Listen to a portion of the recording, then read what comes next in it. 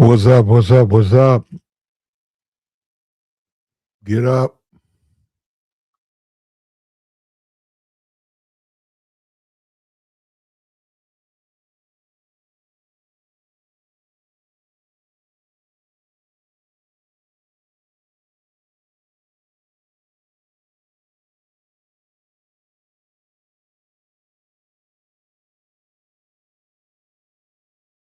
What's up? What's up? What's up?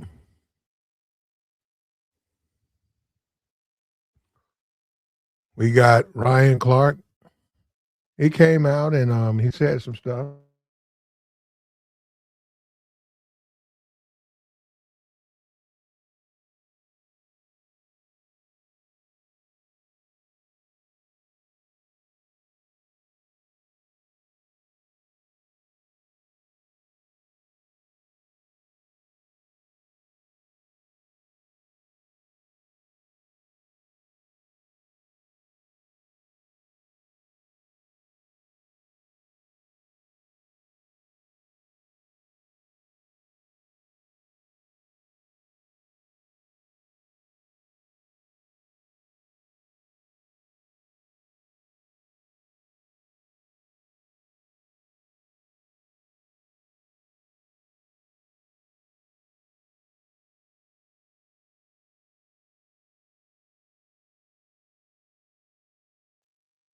What's up? What's up? What's up?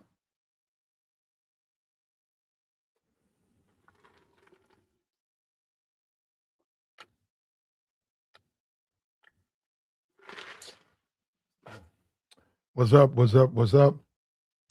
We got Ryan Clark. He's responding to the public demand. People want to know what happened. They want to know just what happened. You got fired on air. They basically fired you. They ran you out of there, and they hid it under the banner of layoffs when you said the fires had been brewing for this has been preparing to happen for a long time. For a long time, they were talking about getting rid of you, and you was hearing it from other people, and you didn't understand, and it was your opinion, and did they want to change? You know how you got to change your opinion, and a black man's a burden, and you know, can you really have an honest opinion, and they respect it, or they get pissed off? They don't want to hear it from you. Hey, look, you can't tell me that. And other people at the station, they would be able to do things you couldn't do. They say you couldn't be on two shows. There was people all over the place. They were trying to restrict you. They didn't want you to have your opinion. You was black, and they didn't like that. You're a black guy acting like a black guy, stereotypical angry black guy. You guys are rich. You're millionaires. What are you guys mad about? Ryan, you kept it real, and there's a price to pay for that. There's a price to pay for that, and there's some going to be a price to pay for crying on this that podcast, man. You know, call it toxic masculinity or whatever, but a lot of guys don't like that, man. They're not feeling that. They catch hell every day. They're not feeling that, man. You know, I get that, man, and I get the magnitude of a good job like ESPN, but we gotta be stronger than that, man. We can't cry. We can't cry on air like that, but we can. You did. You did, and we'll see. I see the people on X were upset about it, but who cares, right? What do they mean? Um, what they say, never let them see you sweat, man. You gave them more than they wanted, and they did. Well, see, they as much as even ESPN, as much as these platforms say they want to keep it real or they want an authentic perspective from a person who may be of a different race. As much as they say that, they don't want that. They don't because they want to deal with it. They don't want to deal with that because this is what you get. You see, you got a guy who's very talented who can do sports, live sports, and you don't want him to speak about sports because if he speaks about it in a way that he paints a fair playing field, then you're going to get offended at that because the playing field is not supposed to be fair. What's they say? Fairness is keeping things the way they are. With the white supremacist having a preference. If you want to be fair, the white supremacist has a preference over you, and that's fair. The minute you try to say, let's be fair, equal, hey, look at that's communism.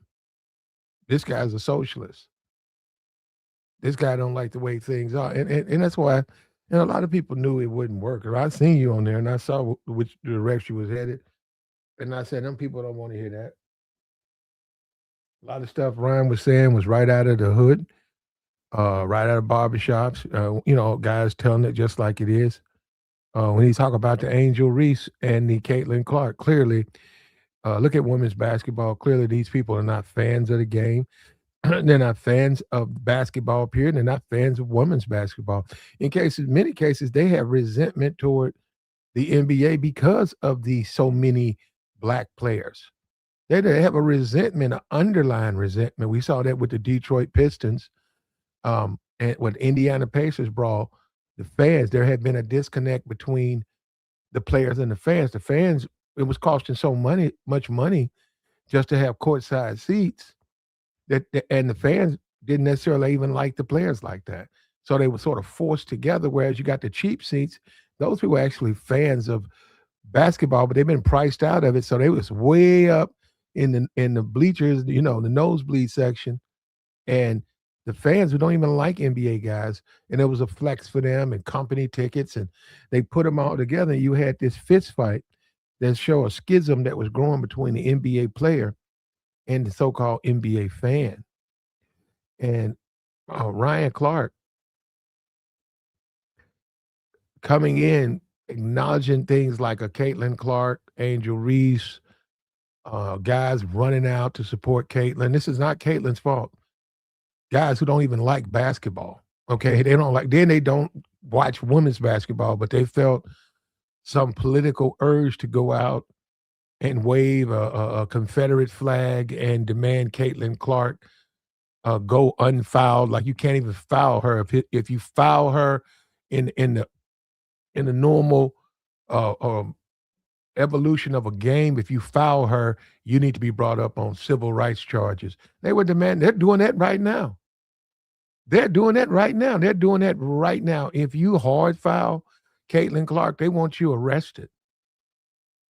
Same thing they can happen to about 5 other women in doing the game, but they only care about Caitlin. So he emphasized that Angel Reese was being attacked mostly because of the Caitlin Clark humiliation, where LSU defeated Iowa and Caitlin made a lot of symbols to her and called her some names, and it just sat with people the wrong way. And I saw that, and I say, yeah, in America, because it's so racially polarized that they're going to look at it like that. And I don't know what's going on. I haven't been keeping up with the WNBA. They said ratings are down. Um, I haven't been keeping up with it. I know what's the one girl. What is her name? Oh man, I forget her name. It escapes me, man. She was pointing her finger at the other girl, and I think she got a tech or something. Sophie, I think Sophie couldn't. Anyhow, um, turns out she's dating a black guy. So the MAGA guys had to, they had to. The MAGA guys, they had to eat it. They went out on this racial crusade. Relive the Civil War, racism, Confederate flags. Let's go to the WNBA, and then they find out a lot of the women that they were trying to hold up on some ethnic ladder are actually doing what these guys complain about. She was dating a black man. So, um, Ryan Clark described what was going on at ESPN, and it was sort of hard to watch, man, because well, for a lot of reasons, right? Just a lot of reasons. The old saying, men don't cry, and he cried and he broke down, and other guys broke down. And Okay, I'm gonna let it go first. 'Cause I have a comment about that, but it's very possible. I'm wrong. I'm wrong. Let me go get the video. See if I can. Now, normally the pivot, it's hard to play that stuff. But we're gonna take a chance on him this time. All right. Ryan Clark. 12 years, man, and they like Ryan Clark. We had a whole like thing. We actually IMV do who have been the there for whole. 12 years. Actually, have the whole thing. We're not playing the whole thing though. Fair use, fair use. Let me put this banner up. Put this banner up, and let's go over this together and let's figure this thing out. Right here. Here we go. Fair use. We're gonna break down this Ryan Clark clip. Who been there for 12 years, man, and they like, we thought you were gonna get aggressive. What? The person you've been knowing all this time who never did anything, who's never had an altercation here, was gonna get aggressive from over there? So now you're trying to paint this angry black man trope of me that you know is not true, but I'm starting to feel the narrative. I feel what you're doing. You get me on the phone and people are telling me you gotta work better with people. Work better with who? Everybody I work with loves me. Like real talk. Everybody I work with, they F with me the long way. Mm-hmm. Like I ain't the best teammate. Hell, Jason Kelsey called me just to tell me that. Wow.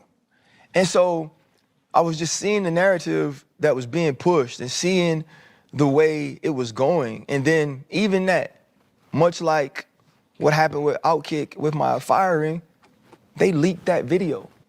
And when they showing me this video, it's the video from the control room. So if that's gonna get released, that's somebody that works for us. Yeah. Right, you've been here 12 years, you have this incident, I want people to know that about you. I'm getting calls, we got the video's been leaked. We're gonna show this. And honestly, I was trying to keep my job at the time. I should have told him, show it. Show him that he celebrated, show him that I walked away, show him that I was a 46-year-old man that said the F word from 15 feet away from somebody. But me and Peter talked. Yeah. Me and Peter fixed that. Me and Peter had the conversation.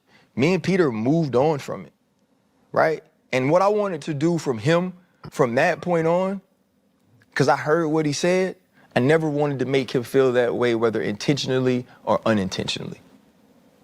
So anything he wanted to do on TV, any point he made, any conversation he wanted to have, I was gonna have it with him. I was gonna support him. I was gonna be a good teammate, because that's what I did for everybody else.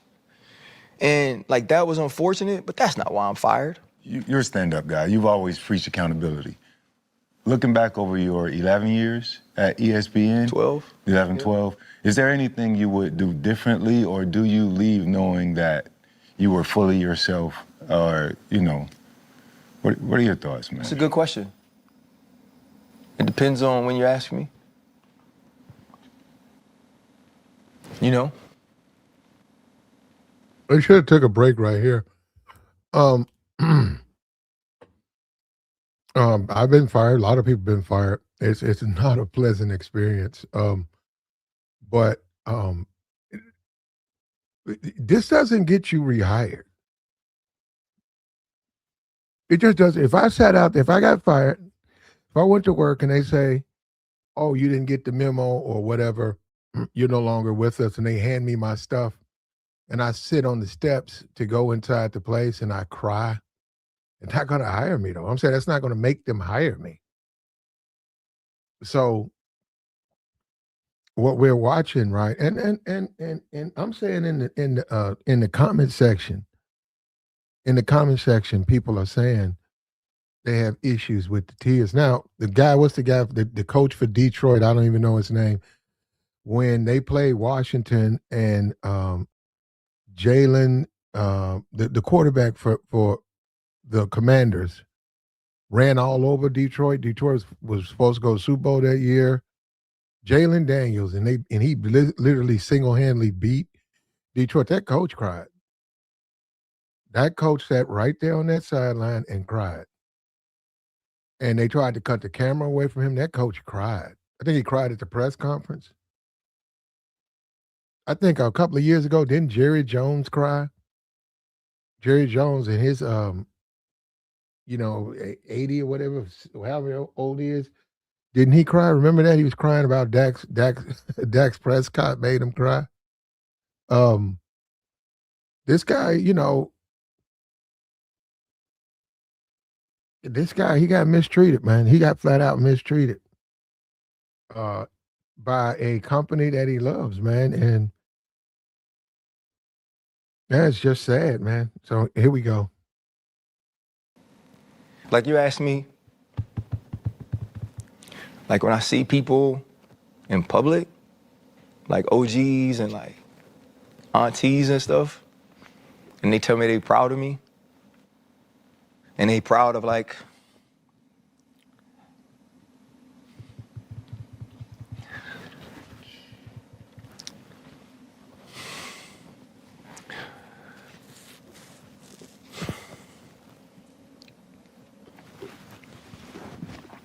and they proud of like the way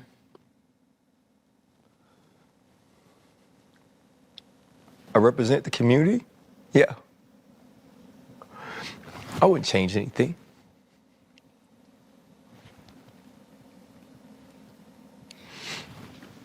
Because that means the world to me. Well, see, and this was a show.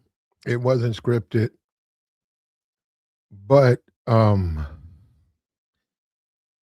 look, man, you can't do that. Okay, you can't cry. You just can't, man. Life's not fair, but you can't cry. And he had the OGs and the aunties, and okay, and maybe they should have cut this part out because what's your point? Are you trying to touch the white supremacist's heart? Do you think he gives a shit? He knows exactly what he's done. He's not. You don't see him out there crying. That's one thing you won't see. Whoever that exec was, he's not going to be standing outside in that parking lot shedding a tear. Not at all. He's in those expensive office spaces looking outside their window, planning his next trip. And he's probably saying, see, I'm trying so much. Ryan, I got nothing but love for you, brother. I'm trying so much not to do it. Man, I'm trying so much not to say anything. Look, you got to understand, they're going to talk, man. Those people in corporate, they know the decisions they make. When they go into have those business meetings, when they have those, we got to do a structural and all of that, and they sitting there about 4 or 5 of them. The people who make things happen, he's going to say, well, see, this guy right here, you guys fought me with this guy, but this guy's not a leader. He's too immature. You see that? Did you see him? Did you see what he did? Did you see when he made a podcast crying? What's that supposed to mean? That has nothing to do with working here. And they're going to do that, man. And that's what I'm saying. I wish a lot of times these guys, they need, they need to open up to other guys, other men to try to help them, man. Then you can't look from the standpoint of the optics and mainstream America. Okay, we'll see. I am not representing mainstream America. I never have done that one, bro. But I will say this: amongst men, that shit don't work. Amongst men, I can't speak on mainstream and ESPN and the viewership and the foreign audience. I can speak on, and I'm not talking about no jail talk. I'm talking about just in a barbershop, man. You can't be out here crying, man, because somebody did something bad to you. Now, look, we're gonna get into because people they're gonna do more than cry about it. What I'm saying is, it's just the way it is, man. You just can't cry about it, man. And is it emotional? Yeah, but you got to overcome that, man. And people do get fired. I've been fired, but see, when I get fired, I just leave. Bray ain't even no conversation. The minute they tell me I'm fired, I grab my stuff and they don't see me. If anything, they see some paperwork. I see people. I've been on the job and seen people tear the place up, start pulling stuff out, screaming, threatening them. I seen that. I had to get arrested. They still don't get their job back. That's what I'm saying. You look at it, you said, "Damn, you did all that, and you didn't get your job back, so you tore the place up." It's a dog eat dog world out here amongst even within the spaces of the white supremacy, especially the black community. Black people were brought here. I'm talking about this group of people. What they say, ADOS, FBA, they were brought here. They didn't have a choice in that. They were born here. They had no choice in that. They've been having to put up with injustice all their lives. I'm not, and who said it was fair? Who said it was fair? Ryan Clark, you did the right thing. But there's a price. You got to pay the price. You paying the price for doing the right thing. A Pat McAfee, he don't have the same burden that you do. A Pat McAfee, he don't even have to talk about the subject matter you do. See, people say I'd rather enjoy Pat McAfee because he's just gonna keep it on sports. Well, what else is he gonna talk about? I mean, Ryan Clark is representing the people who going through a struggle. He can see it himself. And he can see injustice. And he says, I want to speak about it. And then they get mad. And then they said, well, this guy's too angry to be on there. We got to get rid of this guy. And he said, what am I angry about? I'm just speaking about people being unfair. You know, and what do you mean, Caitlin? Why are you making a big deal about Angela Reese for? Well, I'm not making a big deal. I'm saying you guys are unfairly treating her. And you're making a big deal about Caitlin Clark, who hadn't won anything. And talk to her teammates if you think she's so good to work with. And then that'll get you fired, though. That's when they'll say, hey, we've had enough of you. And on air, he disagrees with a host. He disagrees with a host, and they go to commercial. And when you come back, you don't see him. You don't see, he's told to leave after 12 years. He's dismissed and sent home.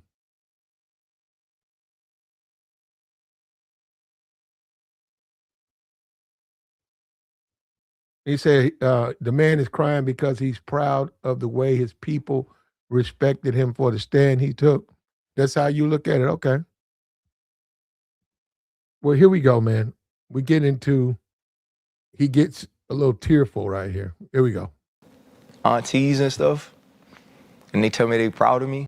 Like when I see people in public, like OGs and like aunties and stuff, and they tell me they proud of me, and they proud of like,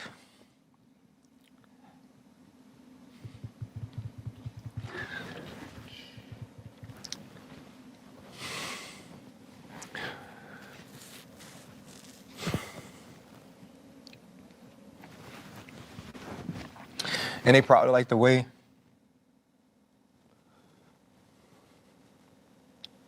I represent the community. Yeah. I wouldn't change anything.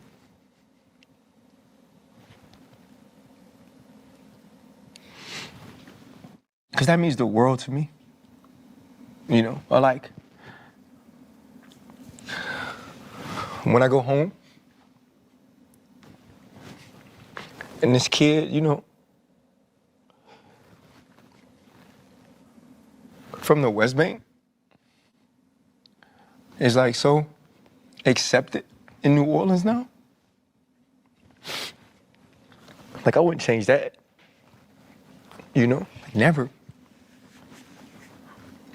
Yeah, but You know, I think, you know, they were saying humiliation rituals and breaking your spirit and doing a public, doing it publicly like this with, it's like to teach the Negroes, stay in line, stop. That will not be tolerated. You will not be having these points of views where mainstream America disagrees with you. We want to go back to the days, you know, when well, you know what they're trying to do, man. So That come with the game, man. All in the game. And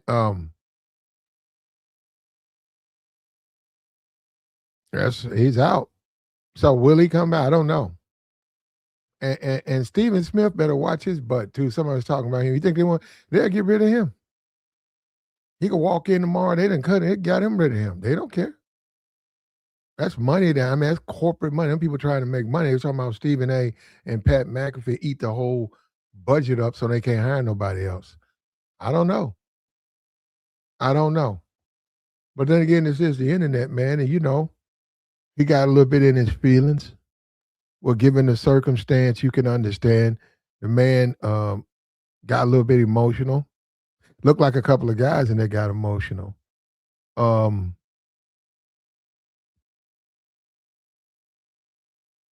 think Jordan did the same thing when they got rid of Jordan, the Washington Wizard. They said there's allegedly he cried. I don't know, but that's what I'm saying. It was in print media, and it was conflict and stories in print media about the Jordan firing at the time. Was it? I don't even think it was the internet. The age of the internet wasn't out there like that.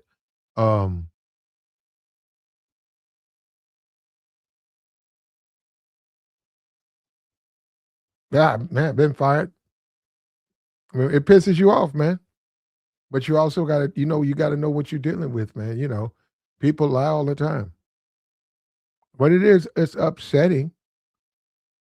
It upsets you, but you got to know the nature of man. The nature of man is to be wicked like that.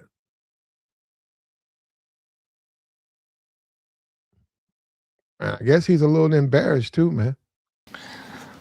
All I ever wanted to do was be accepted, and want it. So yeah, like that, I wouldn't change. If you ask me, probably the first Monday of football, when all my friends get to do something He said all he wanted to be we was did accepted. super special together. Yeah, I'd probably change it. I'd probably work harder to be who they wanted me to be, or build relationships with bosses or executives, because it's just a relationship game. Because I just see these people on TV who aren't better than me, but I know I've never been at the tables they've been accepted at. So yeah, there's some things I think I would do differently because I feel like I let them win. I feel like there's a group of people, a faction of individuals who wanted to devalue my voice, who wanted to take away my platform. I feel like I let them win, but then there's the other side of it of and the thing that you got to understand with Ryan. I'm sensitive to the situation. I'm actually on his side, but the way he's handling it, if I can say that, handling it, the way he's handling this, man, I'm sorry, man. See, this is what I don't like about YouTube, because I don't. It sort of paints you in the corner. Look, man, I'm just a regular nobody dude, man. I don't know what I'm talking about. Look, you can't do that, man. You can't walk around talking about you want to fit in and you crying and they don't like me. You can't do that in life, man. You won't make it if you do that. People are gonna do stuff like that all the time. And he's used to and this reeks of let me stop. Let me stop because let me stop. Man, look, it ain't about being DMX or being a thug, but black men gotta be stronger than this, man. You can't be in tears and shit because something bad happens. Shit, bad stuff happen all the time. We just get too emotional, man. We get way too emotional. And that's almost like he's asking the white man to be, take him back. Man, that come with it. Say you stood on that shit. Say, man, I went in there, I told the truth, and I got fired. You know how that go. And you keep going. That's how you do that. That's how you do it. But, damn. Painting me in the corner, man. I get it, man. And then you guys got money. You guys are millionaires. Why you guys, the system, start your own shit? Start your own shit. Isn't that what The Godfather was about? Isn't that what The Godfather was about? They got tired of other people taking advantage of them. They got tired of that. So they went and they learned how to play the game. And they got some police officers and they got some politicians and they got some judges. And they let people know you will not come in this neighborhood, this part, and do anything unless we know about it. That's how it works, man. They didn't cry. They didn't get on their knees and cry and big, man, that's what I'm saying. So this mainstream America, look, that's the good thing. Bryant, you sort of projected to mainstream America, and within the confinements of mainstream America, it's perfectly okay for a man to cry. It is. So when I'm saying don't look at me I don't represent mainstream. From the perspective of mainstream, it's okay for grown men with kids to have a moment where they weep, about a situation. Let me back up. My situation, me personally, that's never been an option for me. It's a waste. It's a waste of time because it doesn't change anything. People lie, and I'm not even talking. See, we ain't even getting into being fired for cause. We're not even talking about that. We're talking about just fucking being fired. We just made up something. You was late too many times. What are you talking about? Hey, come here. Get your stuff. You're no longer with us. You don't come to work on time. So what are you talking about? I've been on time every day. Did you hear what he said? You got to leave. So yeah, what about that? You didn't. I wasn't late. Don't matter. It don't matter, and that's what I'm saying. And I mean, I get you, Ryan. Man, they hurt your feelings, man. Them your friends and the audience. I mean, well, now we have to disagree, man. That audience, they don't want to hear nothing like, man, them white folks don't want to hear you talking about no black people, like black people good and black people better than them. You think they want to hear that, man? You damn right they're going to fire you. You going there talking about some Angel Reese and Caitlin Clark, and you taking Angel Reese, they're going to run you out of there. You can't do that, man. It's called a racism. That's what it's called. Good and bad. If they say the black person is bad and you say that's not true, you're going to have an argument with them. And to the audience is going to look at it a certain kind of way. And then but you can't, and this is the black man's burden, man, because the man is in touch with his feelings. The man didn't do anything wrong. The man, to a certain degree, felt like he got mistreated at a company that he loves, that he 12 years, that's a long time to work somewhere. And it cut him, man. It cut him deep.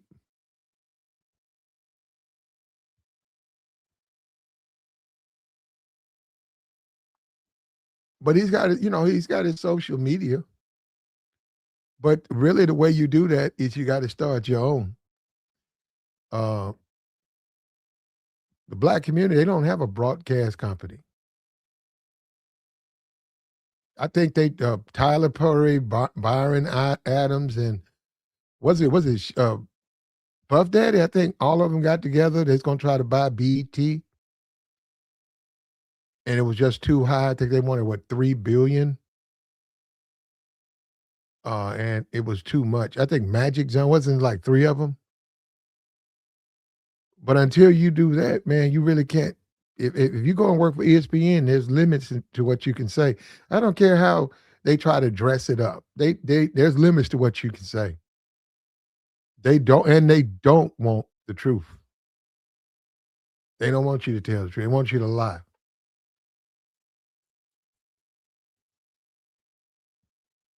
What's that guy, Howard Cosell? Every on Monday Night Football, Howard Cosell would say, "I don't care who was playing. It could be the worst team in the league uh, versus the best team in the league. And when the worst team got the football, Howard Cosell, in my opinion, I don't know what he was talking. He would say, um, and the running back, hands it off to Billy Jones, and they're the worst team in the league. He'd say, the thing about Billy Jones is when he was in college, he could get you 8 yards.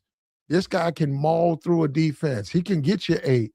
The thing about Billy Jones and that dude getting stuffed in the backfield, fumbling, and I said, man, he's just going to say something nice, no matter who the player is, because he's like, I'm just going to say something nice about all these guys. And then the game will play itself out. Because he felt like that's what people wanted to hear. People didn't want to hear the truth. This guy sucks. He should be benched. This guy's complete disappointment. He wouldn't say that. And that was Cosell. I mean, it's just, he understood that his audience, he wants to set a tone with him. And I think ESPN's Ryan Clark was just too much for the shows. They were putting him on shows with weak hosts who couldn't handle him, and they couldn't handle his opinion. So they went and whined to the boss, and eventually it added up, and they got him out of there, man. Actually, when you say a RG3, and I know they don't mess with each other, but that would have been a great show. Those two guys, ex-athletes' opinions, but I don't know. ESPN got rid of him for something else.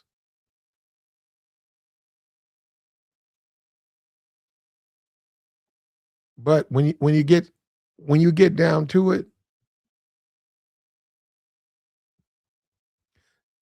this is what you wind up with, man. What's up with you, K-Rex? He worked for 12 years. He gave everything he had, and he feels like he was betrayed. My platform isn't as big anyway, or it's not as impactful anyway if I don't do those things.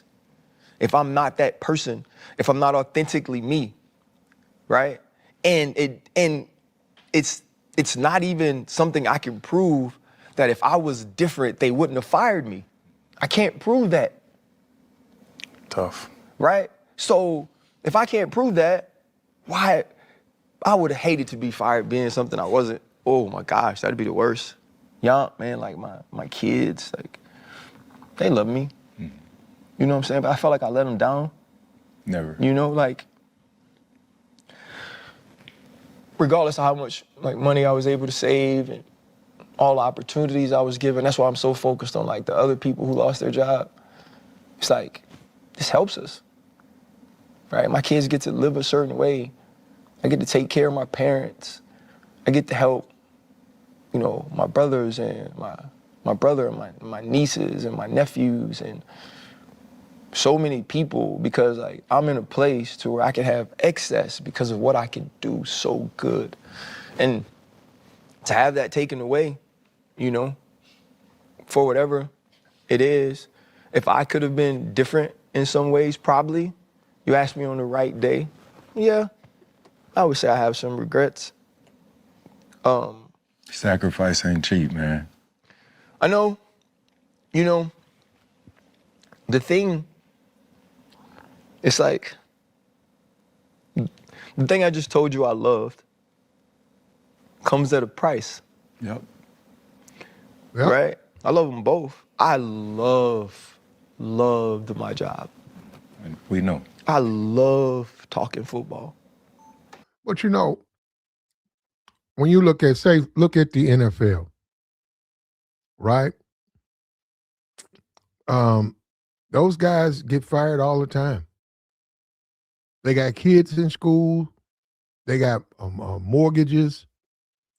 They got neighbors, friends. They work a job, say, for 5 years, and boom, they find out they're not coming back. They got to go out there and put in a resume, man, and network to find another job. Sometimes they got to go down to the college ranks. But they have to be out there, and that's just life, man. And, a lot of times people aren't see, and you can make a case that a lot of people are not used to job changes. They're not used to being able to function and make it in America. But in this country, it's just mainstream America, especially when you start talking about you trying to go up into management, corporate management. You may be working 4 or 5 companies within 5 years. You could be traveling. You could say, okay, well, there's a place in Miami. You worked there for 2 years. You got your resume. Oh, there's a place in Toronto, Canada. You got to pick up and go.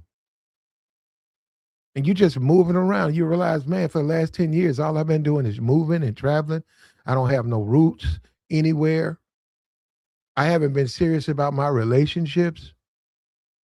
And yeah, I'm getting money, but so people have to make all those things. So I'm saying this guy, and the people who, because he generated a lot of people did not like him, man.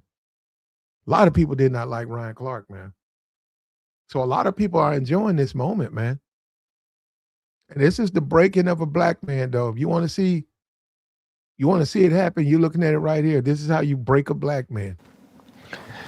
Get to do something like we did, like super special together. Yeah. I'd probably change it.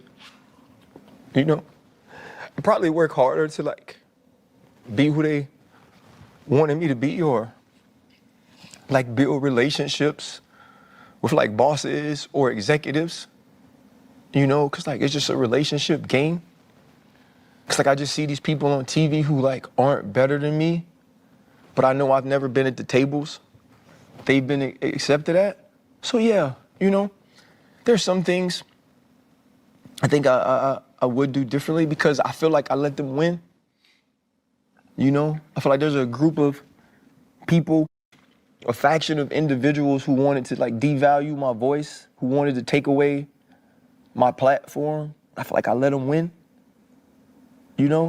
but then there's the other side of it of like, my platform isn't as big anyway, or it's not as impactful anyway if I don't do those things. If I'm not that person, if I'm not authentically me, right? And it's not even something I can prove that if I was different, they wouldn't have fired me. I can't prove that. Tough. Right? So if I can't prove that, why? I would have hated to be fired being something I wasn't. Oh my gosh, that'd be the worst. Young, man, like my kids, like, they love me. Mm-hmm. You know what I'm saying? But I felt like I let them down. Never. Like, regardless of how much like money I was able to save and all the opportunities I was given, that's why I'm so focused on like the other people who lost their job. It's like, this helps us, right? My kids get to live a certain way. I get to take care of my parents. I get to help, my brothers and my brother and my nieces and my nephews and so many people, because like I'm in a place to where I can have excess because of what I can do so good. And to have that taken away, for whatever it is, if I could have been different in some ways, probably, you asked me on the right day, yeah, I would say I have some regrets. Sacrifice ain't cheap, man. I know, the thing, it's like, the thing I just told you I loved comes at a price. Yep. Right? I love them both. I loved my job. And we know. I love talking football. I love studying it. I love educating people on it. I love making people laugh about it. I love entertaining people. I love the people I work with. And I love my community. It doesn't mean I don't love them all. It just means like, that's the one in particular. I could speak from a matter of perspective. You would still have one if you let the other one go. In my opinion, if you stop talking, if you stop doing, racial justice stuff, if you stop talking about Angel Reese, if you stop talking about Lakes, if you stop doing that, you could still be doing football. Am I wrong? Probably not. I do know that when I was negotiating this contract, I sent a message about how hard I was working to get this deal done and how grateful I was they had given me the opportunity to work at ESPN. And the message I got back was along the lines of, well, you'll be good if you're here, you'll be good if you're not. It wasn't you got some things going on, let me fly out and come talk to you face to face, that he's done for other people. So I think this company in a lot of ways has been showing me, and finally now, here we are. I had a conversation over the summer with Jeremy Lin, of all people. Kerry Chow, he used to work at ESPN, good friends with Jeremy Lin, called me and he's like, hey, can I give Jeremy your number? He wants to talk about getting into business and you the best I know. You the blueprint. Okay. Having a conversation with Jeremy, he says, what's a piece of advice you can give me? I said, build relationships. I said, because you're gonna need somebody to stand up for you sometimes. I said, don't think the work is just enough. And I said, if it's not a part of your being, don't let people know where you stand socially or politically. If you don't feel like you have to stand up for people, that's not what's popular, that would put you in a space of the minority, that would in some way make you a threat, then don't do it. If your job is more important than those things, just be quiet. Because if you do, there could be opposition. And if you don't have the right relationships, you won't get through it. And I was like, and I'm dealing with that right now, man. I was like, I don't know if I'll be working in the fall. And he said, you? He's like, you're the best in the world. He's like, there's nobody better than you. And he goes, and in 2026? I said, in 2026, brother, that's where we are. It's just been so many things like that I think I look back on throughout this situation and you wonder if it could have been different. Man, RC, I was trying to figure out who was going to pass who the tissue. I think all of us are crying. That was a tough one. Yeah, I didn't expect it was it. tough. I expected anger at RC. I ain't gonna lie. I expected you to snap. When we start asking you, I didn't expect you to get emotional, man. Yeah. You got me going. But I think the beauty in what I'm hearing is, I think that's what this show is. That's what, the pivot, why it was created for moments like this, moments of adversity, moments that test your resolve, that test your character, but also, the togetherness, the community, banding with each other. And one thing I've noticed in the comments, now becoming creeping, how many people are in support of you? Yeah. But even on our trip from Baltimore to over here, just the amount of calls and texts, the people that are reaching out to you. What do you have to say to, to those people that have shown their support? I think first off, to anybody who's called or texted me, the thing they know is I've called or texted back. I am obligated through the love I feel to make sure they know I'm grateful. Right. Man, from current players to former players in every sport, to coaches, to entertainers and actors and comedians. Like, you don't know the reach or the relationships that you have or the way people feel about you when everything is going good. And I'm gonna put him out there, because not even sing them. Isaiah Thomas. Pistons Isaiah. Yeah. Zeke. Called me 5 times because we played a little phone tag. And he told me, he said, first of all, I want to tell you, I love you. I'm lifting you up. And he goes, and you won't hear from me all the time when it's going well, when you up. But I'll always be here when it's down. And he said, and you're going to come back up again. And during that time, you might not hear from me. But just know, and it meant the world to me, and that not just him, but it was like, Well, Ryan Clark on the pivot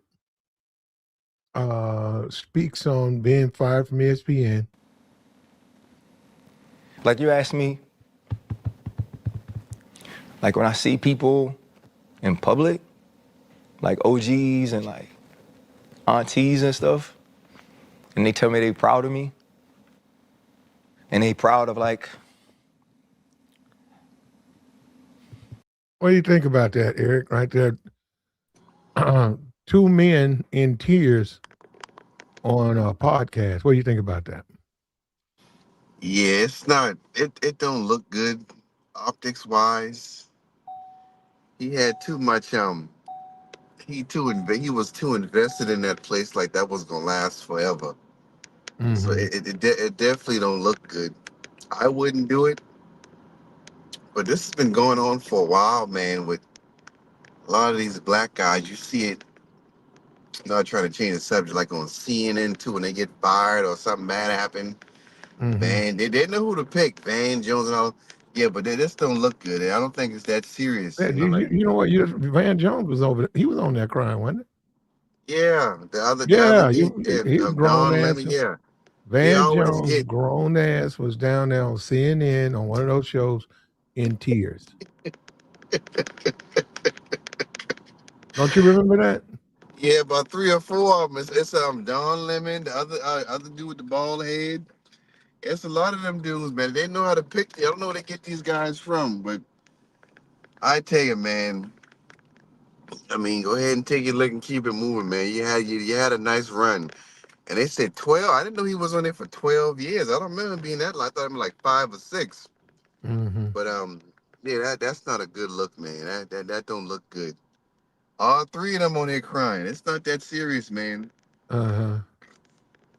They cry harder than that. I mean, you get cut from a football team, you don't cry that hard. So why you cry? Come on, man. So They I cry. don't know. One of those guys cry. And they get their playbook somewhere else. All But they don't do it. They 3 of don't them do it on the internet, but they go somewhere, they're sad. But this right here, but because there was so mhm. much opposition to Ryan, this right here to me, it's not gonna come off. It's gonna generate sympathy from the people who already understand your plight. The people who don't like you, they're gonna enjoy this. They're not gonna be sympathetic about it. They're gonna Exactly. enjoy watching a black man get humbled down to tears for doing basically nothing but calling them out on their racism. And now he's being That's it. punished for that. So Pretty much.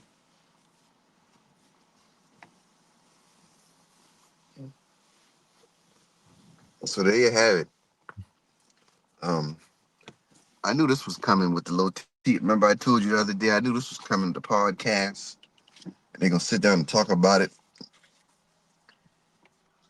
I don't know. I wouldn't be up there crying though, but hey, they know how to pick these guys. mhm. Do you think the people who fired him care that he's crying? They don't, because it's been a long time coming. It's Mhm. been a long time coming. So, but you had a nice run, man. What are you crying about? It's like you had a girl on a comment. He's a millionaire, been in the league, had a 10-year run, got a successful podcast. Time to move on. Do you know if you're working at a job and you suffer a Mhm. tragedy, you get a couple of days off, but then it depends on the job. You got to go back to work, man. And you got to have a Yeah. working attitude. You got you can't you can't suffer a tragedy and come back to the job with attitude. You get fired. Yeah. Well. Yeah, that's what I'm saying. So that's how life is, and what happened was terrible. Now, this is if you're in a good job, you could take a week off. A lot of times, you can't take no time off. Maybe a day, I but then never you got to go forget. back to work. You got to go back to work, man, and get your ass in work. And we're gonna pay you, but we don't care about no tragedy. Something happened bad. Your grandma passed. Yeah, you might get a day or two off, but they don't care. If you still have to have the right attitude. So what I'm saying with him, whoever this exec was, if you've been at a company for 12 years, this must be a powerful guy. Because if you've been working for 12 years for ESPN, there was somebody over you who um, was the reason you got fired. I wonder who that could be. Yeah. Back to you saying about a tragedy. I'll say this. I remember my younger sister passed away about 15 years ago. I was working at a gas station, and I was working at a little office Home Depot office place, and she passed away. And I guess they got the news. They gave me like a week off with pay. They told me to come back whenever I feel like it. So I never had no like tragedy other than that, but I always had it good. But yeah, like some jobs don't care. I done heard people say things been on jobs for years, and I only been in that job for like less than a year, or about a year, less than a year. I've heard people say, "Mom, Dad died." Yeah, they call a job tell them, "Oh, well, you on your last write up anyway, so don't come back." So yeah, you're right. Places don't care. Some places, it's all depend on how if they like you or not. If you're a hard worker, that comes into fact too. But see, I was a hard worker on my job, so that's why they gave me that little week off. But and they paid me too. So if they don't like Do you, you like they didn't like him, so this ain't no shock and surprise. And every week, every month, get worse and worse. Every time he say something, being a social justice warrior, even though he would be making some sense, people didn't like that. You can tell by them comments. So yes, a long Oh, well, time we coming. know that they're not gonna like anybody with those points of view. They're not gonna like them. Like I say, immediately they're gonna call you woke instantly. Because you disagree with them, so you must be woke. Yeah. And that's the burden of black man's extra baggage he has to carry with him. Like now, he could say, "Hey man, I don't talk about nothing but sports." But even on that, you got to modify your opinion because people don't want to hear the truth on that. Yeah. They don't want to believe that, man.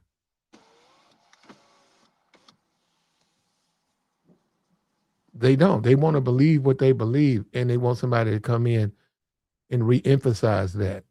The truth, they don't want to believe the truth.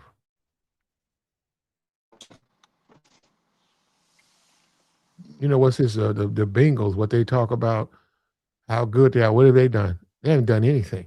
They went to one Super Bowl because Pat Mahomes had a brain fart, and they lost that when they got there. And they haven't been back. But Yeah. you go tell a Bengals fan, hey man, this the year, man. No, no, this the year. All right, I doubt it, but you got your faith, your blind faith, and you do have to cross that as a sports figure. But I get Ryan. I don't think Ryan did anything wrong. I think he got mistreated. I think he got lied to, and he got publicly humiliated. They fired him on air. And now the way he's reacting, that's where I got disagreements with that. I don't think when you say the public winning over the public, okay, okay, no, I can understand why Ryan would do this as far as the pivot, um, and people. Look, he's probably trying to go and get somebody who is open a little bit more open. So he's bearing his soul. It's a different world for him. That most people don't even have the option to do that. So this guy is publicly, all three of them publicly having a cry on a football show, on a sports show. But they are going for mainstream America. I don't think they're. I don't think mainstream America. I think it's still acceptable. I think it's acceptable for a man to cry. And in some cases, when you start talking about feminism and all of that, it's actually encouraged. They actually encourage a man to be open. Don't hold it inside. Get it out. And they say it's just a better overall for the man and his development that he's in touch with himself. So from that perspective, I can understand that, man. And we have historically My been man from accused. We've historically been accused of pinning up our emotions and that not being a good thing. What was you saying? yeah, but that's if you a man on the left, but on America, if you a man conservative for far right, black conservative, way don't matter. You ain't supposed to be doing stuff like that. That's looked at as weak. On the left, women We is saw Trump. Now feminized Trump and feminine. Trump didn't do it. Trump didn't do it on the podium, but Trump cried in his hand when he found out he didn't get elected. So we seen Trump do it.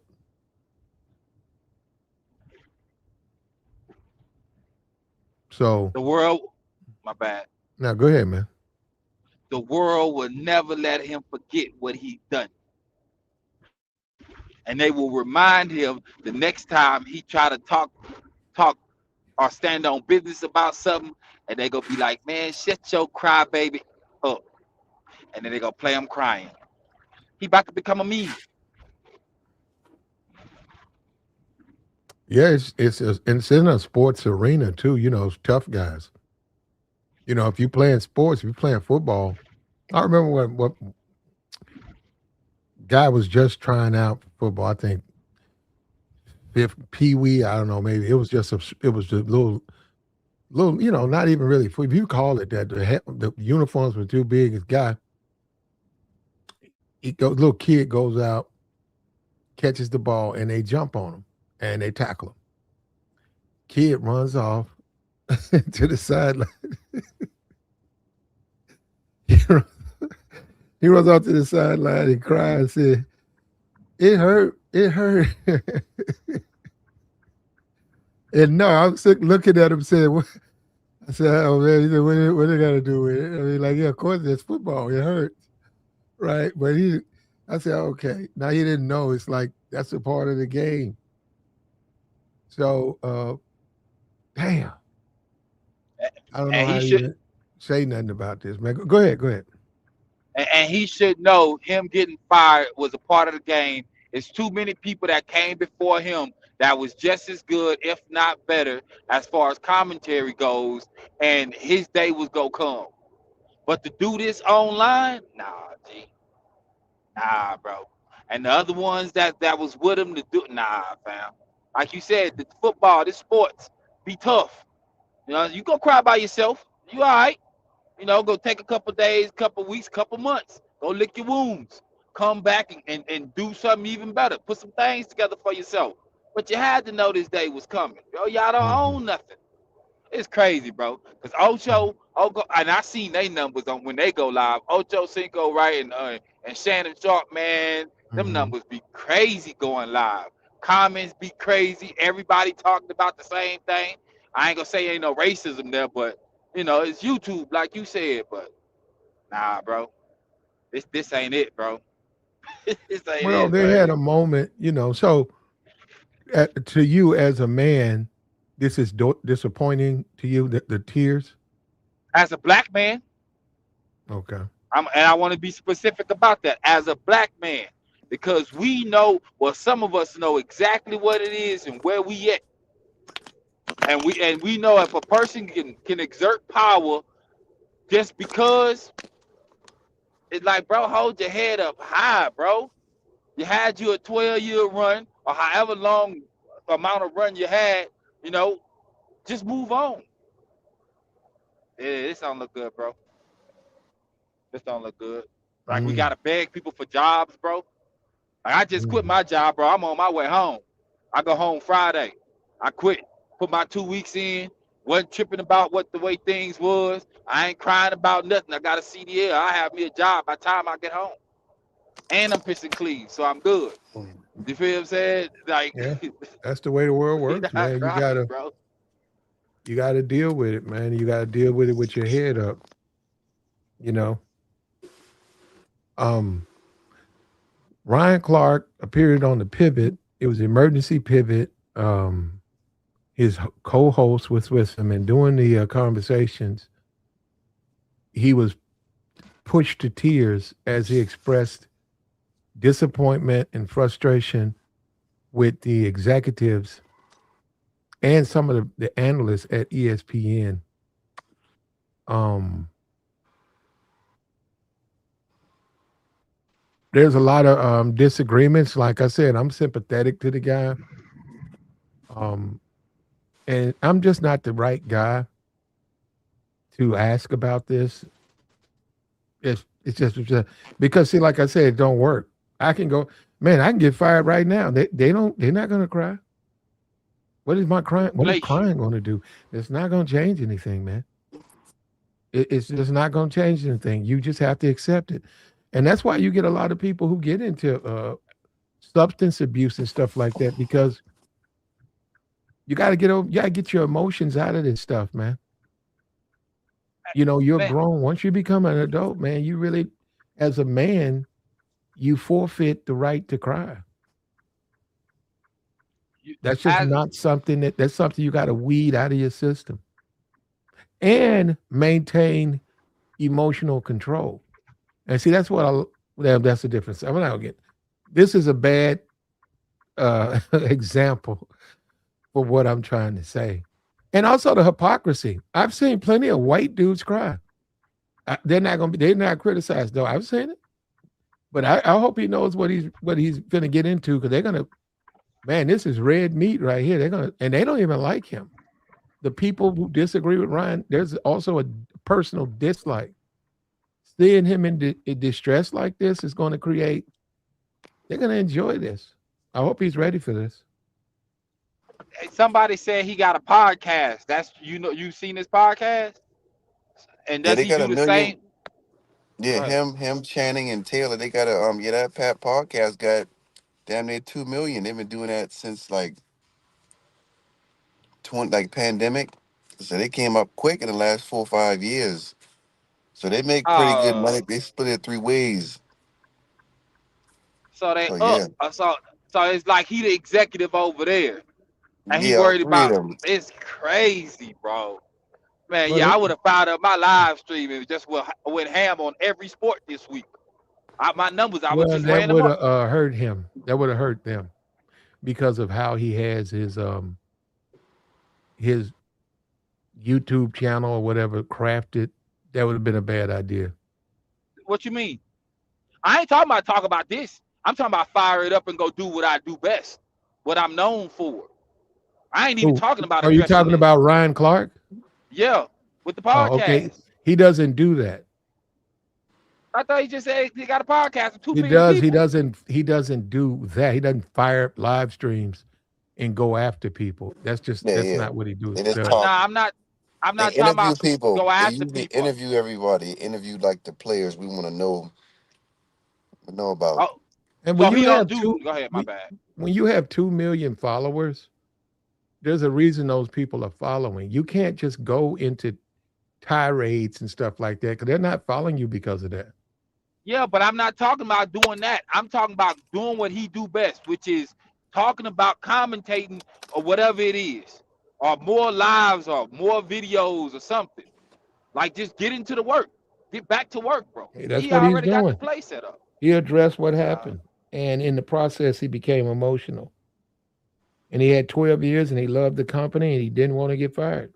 He also believes he's better than a lot of the people still working there. So, he's at a crossroads. yeah, the mediocre people are banding together and get you fired. I done been there too. Yeah, that ain't a smart move. You can think that, but you can't say that. You can say you Mm. better. I mean, you can think you better, but you can't say that to anybody, Well, he's on the even a friend. verge of watching Pat McAfee get 65, 75 a year deal. And I think he worked there for 12 years. He's only making about 3 million, 2 million a year. He never made anything close to what Pat McAfee is about to get.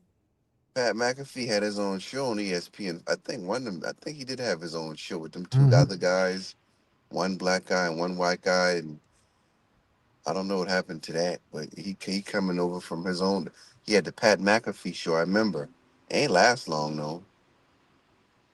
Well, But that Yeah, I don't mean know. All that sound like he better. Colin Coward, all of those different guys, they went into this social media. It's like an independent thing now. And but it's connects. Pat McAfee has a lot of good connections. And he's connected. See, you got to remember, he's connected to the people want to see. You can have a phone full of connections, but if they don't have no mass appeal or people don't want to see them, it's irrelevant. But he can get out there and get the Sabins. I'm talking about in the sports. He can go and get the GM from the Dodgers. He can get all of these people, get 101s, pick up the phone, Zoom call them, and package that up, and they can present that to an audience. And they can put ads on. They can make a lot of money. yeah, but I don't know. It's just something about the black players that make people gravitate towards them more. It's like you said with Stuart Scott. Well, he wasn't a player, but something about people like Ryan Clark and there's something about Shannon Sharp to make people gravitate to more than them white guys, even the old white players. And mediocre Pat McAfee, he was a kicker for the Colts, I think. Um, that's pretty much it. But I mean, the people that watch him though ain't spending no money. I done heard it too many times on YouTube. Be like, y'all watch this on YouTube, man. You can't cash out. You can't send a who, super chat. I'm just who? saying, like you hear it on YouTube when you Tabor, watch. I'm Tabor, listening, bro. I'm listening. Tabor. You don't compare the pivot or Shannon. Don't compare those to just a regular Yeah, YouTuber. They're not. They're not that. yeah, A lot of those them. dudes already are sponsored. They already got corporate sponsors They sure do. out the gate. So they're making what 50,000 episode.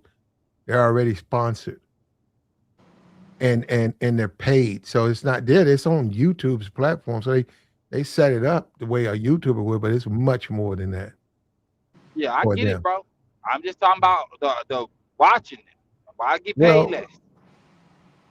I done been where I get paid less too, and mhm. everybody else getting paid more than me, and we all at the same company, and I'm doing more work. I done been there, and the person to get fired first. That happened to me before. I Okay, we're know what it talking is. about him though. I get it, bro. I'm just telling you my And perspective. he made a response and he cried. And I don't know, his audience, they have a lot of female supporters too within, he's a sports show, but they have a healthy mixture of fans. So um, within the pivot and mainstream America and this movement for men to express themselves more, there won't be a lot of criticism about his tears. And if it is criticism about his tears, it's going to come from the people who were not fans of his opinions anyhow. So I can see from that perspective, he's not really going. It doesn't hurt him, but as a man in general, you got to get over that, man. You got to get over that. People are going to disappoint you. People are going to lie to you. You got to get ahead of your feelings, man. You can't let that stuff send you to tears. Because what do you expect them to do?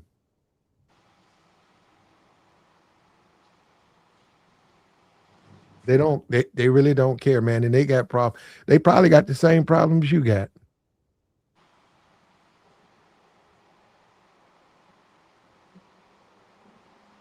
And then when you talk about the actual black man, the black male image, well, that's up to the black men. I mean, they can say what they want to say. Me, and you can't. You can't be on. You can't do that. You can't be crying tears because of racism. It's not going to change the rate. They know what they're doing. And anybody who understands racism, that's the entire point. They want to see you in tears.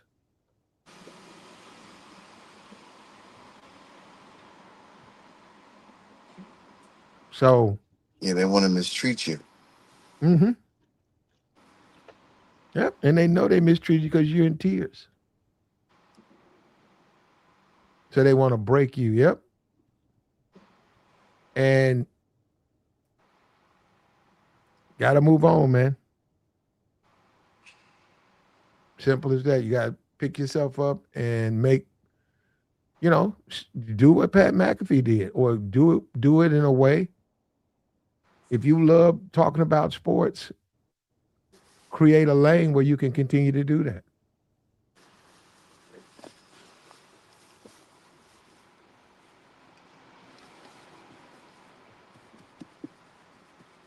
He said, imagine if Ali would have cried, he could no longer box after.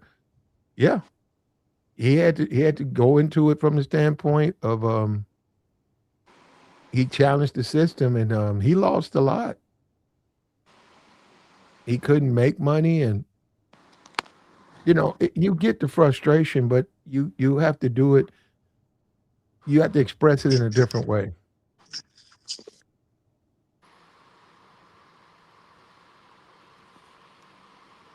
Said white liberals run ESPN.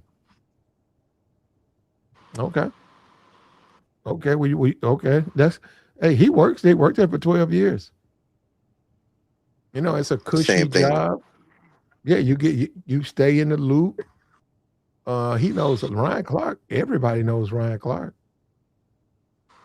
Yeah, same thing with Tommy Smith and Carlos from the Olympics when they put that Black Power fist up. Remember that back in the '60s? Yep. They went bankrupt. Yeah, them guys lost it all. Even They because never. they would that back in them days they were trying to recruit OJ to do that type of stuff. OJ said, "Man, hell no, man. I gotta get this corporate money and get these commercials." And Uh, he It probably did makes say that. sense. yeah, he did on the documentary. He said, "Man, that hurt them guys." Oh yeah, yeah. I think both of those dudes died broke. Yeah, it was like the best they could do in life was to be like little like track coaches. That's all after the Olympics. They couldn't really get no gigs nowhere, like low jobs like that, track at high school or little stuff like that. But yeah, them guys didn't have nothing. Well, Gotta be socially aware, bro. when you go Only to reason only reason Jim Brown and Kareem and them guys survived theirs and they because they was like the top guys at that point. So they came into the NBA and the NFL and when the league was changing it from white to black. So that's how they survived being social justice warriors back in them days. well, I don't even think they were that. I mean, you can call out wrongdoing. The white Yeah, supremacy. They create these labels, social justice warrior, woke, and all of that. No, yeah, there's nothing wrong with calling out that's true. injustice. So Yeah, It that is if it's ruining your life. If you well, go that's a fight it, choice. Well, that's a choice you do have to make. You're right. There's a price to pay. You're and right about that. So, you are better playing the game mhm, accordingly, so that way you can stack your money up and help mhm. make the moves when they need to be made, like what Colin Kaepernick did for that the situation with Nolan Royals, bro. You got the money, you just put it up. Mhm, Help people get through because you mhm. ain't helping But nobody Colin saying didn't nothing. do that. Colin took a stand. Oh well, somebody said I was watching something and they was talking about he gave him 50K He took a stand though. for the Nolan Wells. No, no, when he took a knee. Oh no, I'm talking about when he put up the money for Nolan Wells, the dude that just happened to Said be a it's dude. best to stack your money up in case of situations like a Nolan Wales. Well, he's out of the league because he took a stand when he took a knee, Yeah, I and mean, he's out of the league now. So his taking stands cost him getting out of the league. Now Nike turned around and got all that. He got a contract with them, but I'm just saying, and he got some stuff on Netflix. Where he got like a bio on Netflix, but and probably more stuff I don't even know about. Yeah, But they he gave him a bunch of money. They gave Colin Kaepernick. They had like to a get a hundred settlement million or something, cause didn't yeah, he? cause they was taking a hit. NFL took a big hit with that one, even down to the damn Papa John's and all that stuff. Uh, even down to like Papa John's and all that, because they had the contracts and all that. But yeah, the NFL took a real. They had to pay him to make him shut up to go away. So that's what that was. yeah, I Yeah, don't even know about him getting paid. I know he was on. Yeah, he He got got paid. cut. Yeah, he he got got He he was got paid a big under settlement. money, bro. contract. He got cut. I don't know what he did because I don't know that the NFL. I never heard about he was mistreated by the NFL. Man, Yeah, It was they had retaliation. That's what, because yeah, they got mad at him, and it wasn't a bunch of no, they players doing didn't. that. Kaepernick got he got cut and nobody picked him up. He got a Did- deal with Nike based on him. It wasn't based on no NFL. He was the guy, like that. I yeah, think Jay-Z put that deal together. But no, you're saying that he got released from the NFL or NFL gave him some money. I didn't see that anywhere. yeah, they you can look it yeah, up, but the thing is because Where, you where got why would they he got give him money. money? I'm trying to see why they would give him money. because it was like they said it was collusion, and he was being a social. He was bringing too much attention, giving the NFL too much bad press. So that was reason why he got ousted and got kicked out of the league. No team would, because he You went to the have to Super Bowl in prove that, but you 2013. what you said you have to prove that. I didn't see anywhere where they It's said Yeah, online, bro. you can look it up and see It's he did. online, Yeah, bro. Kaepernick. The NFL settled a case with Kaepernick. I didn't see. yes, Yes, bro. yes, Like a yeah. 100 million, bro. They gave him big money, bro. And I then don't watch remember the sports and know about it. and then remember the jerseys. Everybody started wearing them black and white 7 jerseys. The Kaepernick the jerseys in different colors. I remember that. Yeah, Mhm. yeah. They took a hit and they had to pay him out. That's why he don't say nothing no more. Cause that was part of the deal. Yeah. You got to stop And, talking. You give you this money. You got to stop talking about it. After that, them jerseys came out. You ain't heard nothing else from 'em after that. yeah, they got They an said interview of Mike. My bad. no. It's saying they got the NFL settled with him and Eric Reed. Said he got blackballed out of the league, Yeah. and the NFL gave him both uh, $10 million. Okay. So, and they said, which also had to cover the legal and attorney fees. So, he got a grievance and he got less than 10. He had to pay his own lawyer. So when he wound up, and he had to split it with the other guy. So he wound up probably about a mil, 3 million. He was making until he was out of the league. He was making more than that as a quarterback. He was easily getting about 6 or 7. Might have been higher than that a year. Yeah, because he went to the Super Bowl in 2013. They lost to the Ravens, so he was up there. Mhm. Like all this stuff started happening around like 2016, 17, and I think he was out by 18. I think so. He had a nice little run. He been there for close to 10 years. I think he did about 10 years or close to it. Mhm. But yeah, Yeah, and they said something Yeah, about he's but supposed to be there's quiet, but that's why I haven't seen him. I'm seeing up here saying that he's supposed to stop talking about the NFL. So that's why you don't ever see him anymore. yeah, that's part of the yeah, grievance there's deal. an interview of Mason. I thought he got more than 10 million though. That's what it says. It says less than that. He I got thought He it had more to than was up 10 split it million, there. with bro. another I guy. think he got more than 10 million. I didn't know that. Well, you can think that. I'm looking at Yeah. the thing right here. It's saying he got All less right. than that. And actually, it's saying that There's he's not supposed to speak on it, this NFL stuff. Yeah, exactly.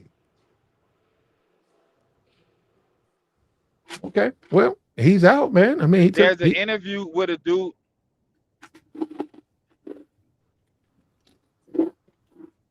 he sued.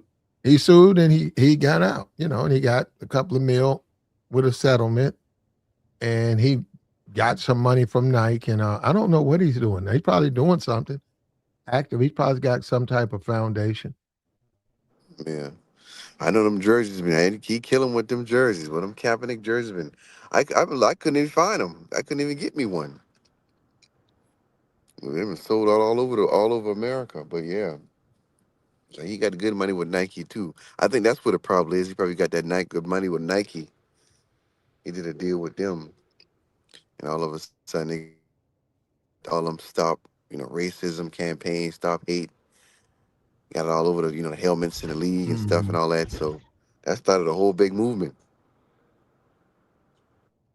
So he'll Yeah. be fine. People like that, he'll be fine. We're gonna see what happens to Ryan though, because that's the place. I mean, you got it's like playing in the NBA. If you get kicked out of the NBA, you can go to China, or you can play for a conference or whatever, a group, but it ain't the NBA. And ESPN not Yeah, working for ESPN for him, I don't know. I really don't know if he has an option. yeah. He not gonna get because ESPN is the top of the line when it comes to commentating, pretty much. Hmm. Um, so yeah, I think that's it. He can do the podcast thing and do that and hope that pick up. But I mean, there ain't too much else Double left to down do when on it. you net, huh? I say double down on it. Yeah, but people kind of expect you to do that. Look and make you look like you're mad and weak when you do that. Yeah, you can't. Yeah, all that double down crap. When They're you just talk wasting time. business, yeah, you Yeah, can't. Business is like that, man. Business is cutthroat. If you somebody and you too emotional, you're not gonna make it in a business environment. And that's what I mean by um as a man, right? When you start talking about men, see, this is a different arena. This isn't a football field. This is corporate America. It's a cutthroat. It's very cutthroat. But you have to be able to survive and rebound.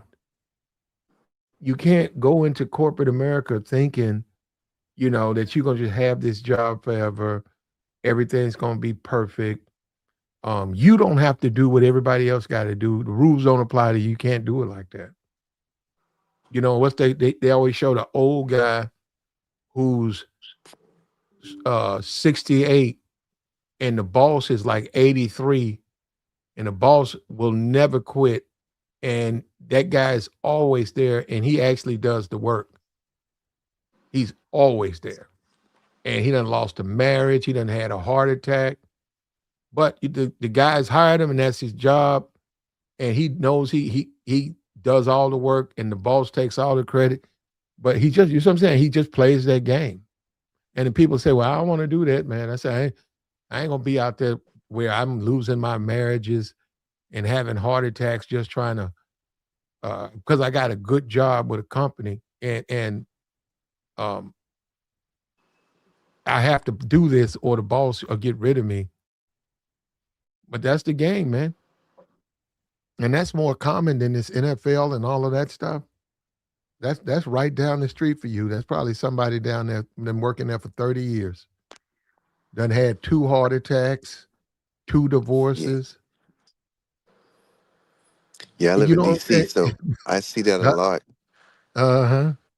Not with the old. I see that with like a lot of black women. They like Mm, shit. They like slave to them damn government jobs. They hold on to mhm, them damn jobs for dear life, no matter what happened to family or. So yeah, mhm. see that a lot living in places like this. Well, people gotta work, man. So they have to have a job. And they get in and you've been there 15 years and you know the job and it pays bills. You don't want to take a chance and go somewhere else. Have to start over from ground zero. Or you got a family now. You have responsibilities. They in school and all of the fast food. Yeah. Yeah. It's one thing to talk health, right? It's another thing to talk about being able to do that. A lot of times all them jobs, man, the frustration, it's hard to say, I'm just gonna go vegan. You don't have what you're gonna eat. It's easy to go to the machine. You're already done parked. You got to pull out, park again. It's easier to do it a certain kind of way. And to me, Ryan, damn. Oh man. Yeah, to me, Ryan, look, listen, man. Look, I mean, the NFL, man, that's a very cushy job. I mean, the ESPN, you can get spoiled working for a company like that. You get a lot of perks working with them. Especially now, they got plenty of money now. You know what they say, charters, flights, you don't have to do that with them. They have billionaires in their hallways, billionaires, owners. ESPN is nothing to walk around, turn the corner. There's a damn billionaire sitting up there. He owns this professional basketball team, and he owns this football team. Man's a damn billionaire.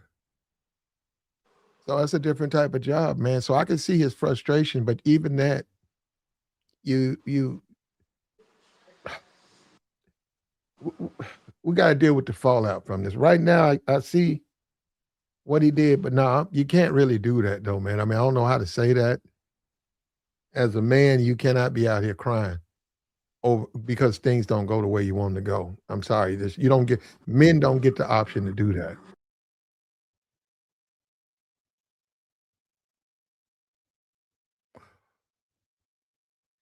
What's up with your do business?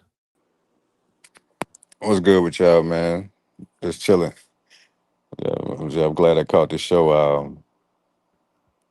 Yeah, but I mean, I didn't see this particular episode. I mean, I do follow the Pivot podcast, but I didn't watch this one.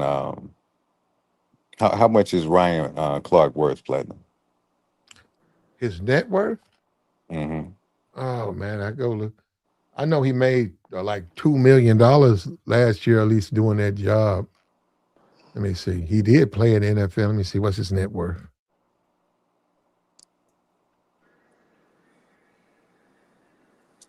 I think the episode just came out yesterday afternoon. Yeah. So it's Uh, probably gonna go between 4 or 5 six and million maybe. 12. So between 6 and 12 million.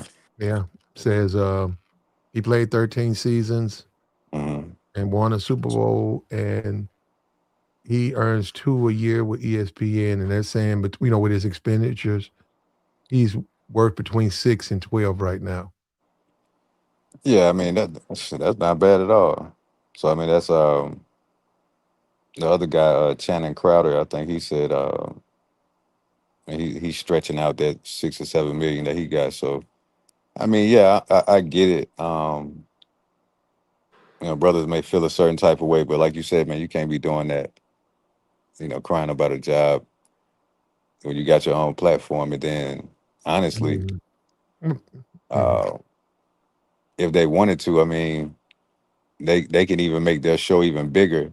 You know what I'm saying? To make it kind of look similar to ESPN. So I think a lot of guys depend on others too much when they could just be creative and just create your own thing.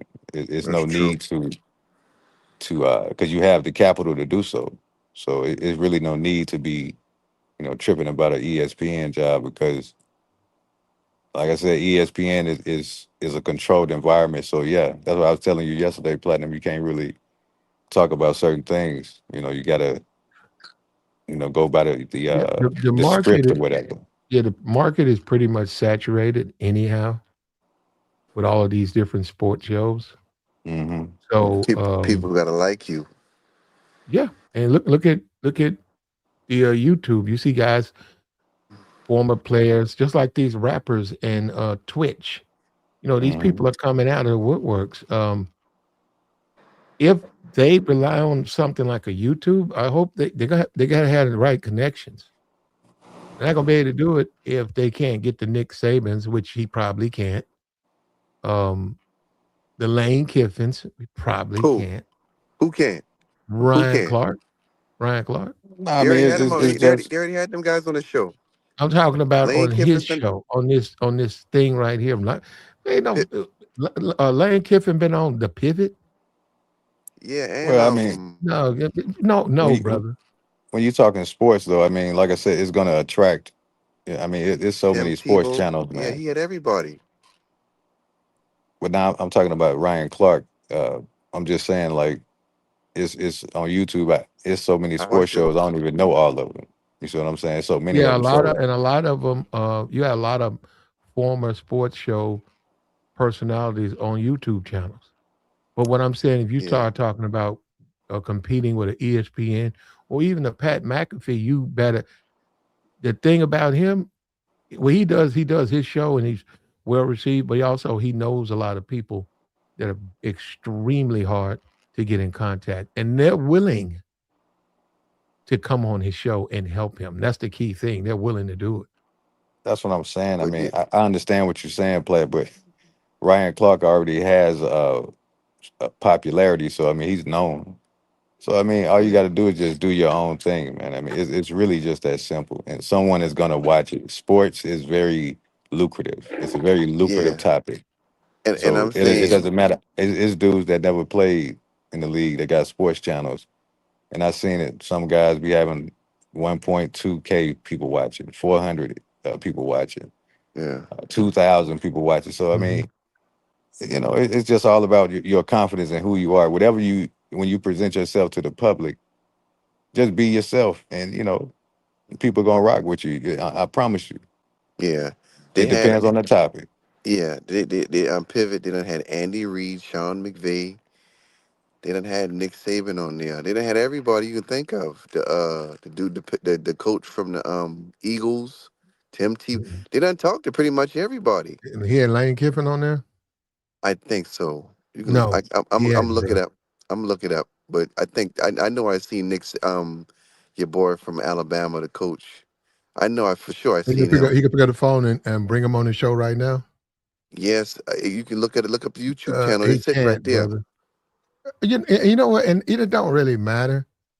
But he's got to. That's it's not going to be easy to do what he's finna this journey he's going on, because those shows you have to set those shows up a certain kind of way. You also have to have an audience Yeah, they had him that's last ready year. to receive those guests. The show did 551K view, half a million views. Lane Kiffin, he been on there. I knew I When seen him last year. I'm looking at it right now. Pivot podcast, Lane Kiffin, 1 year ago, 551K views.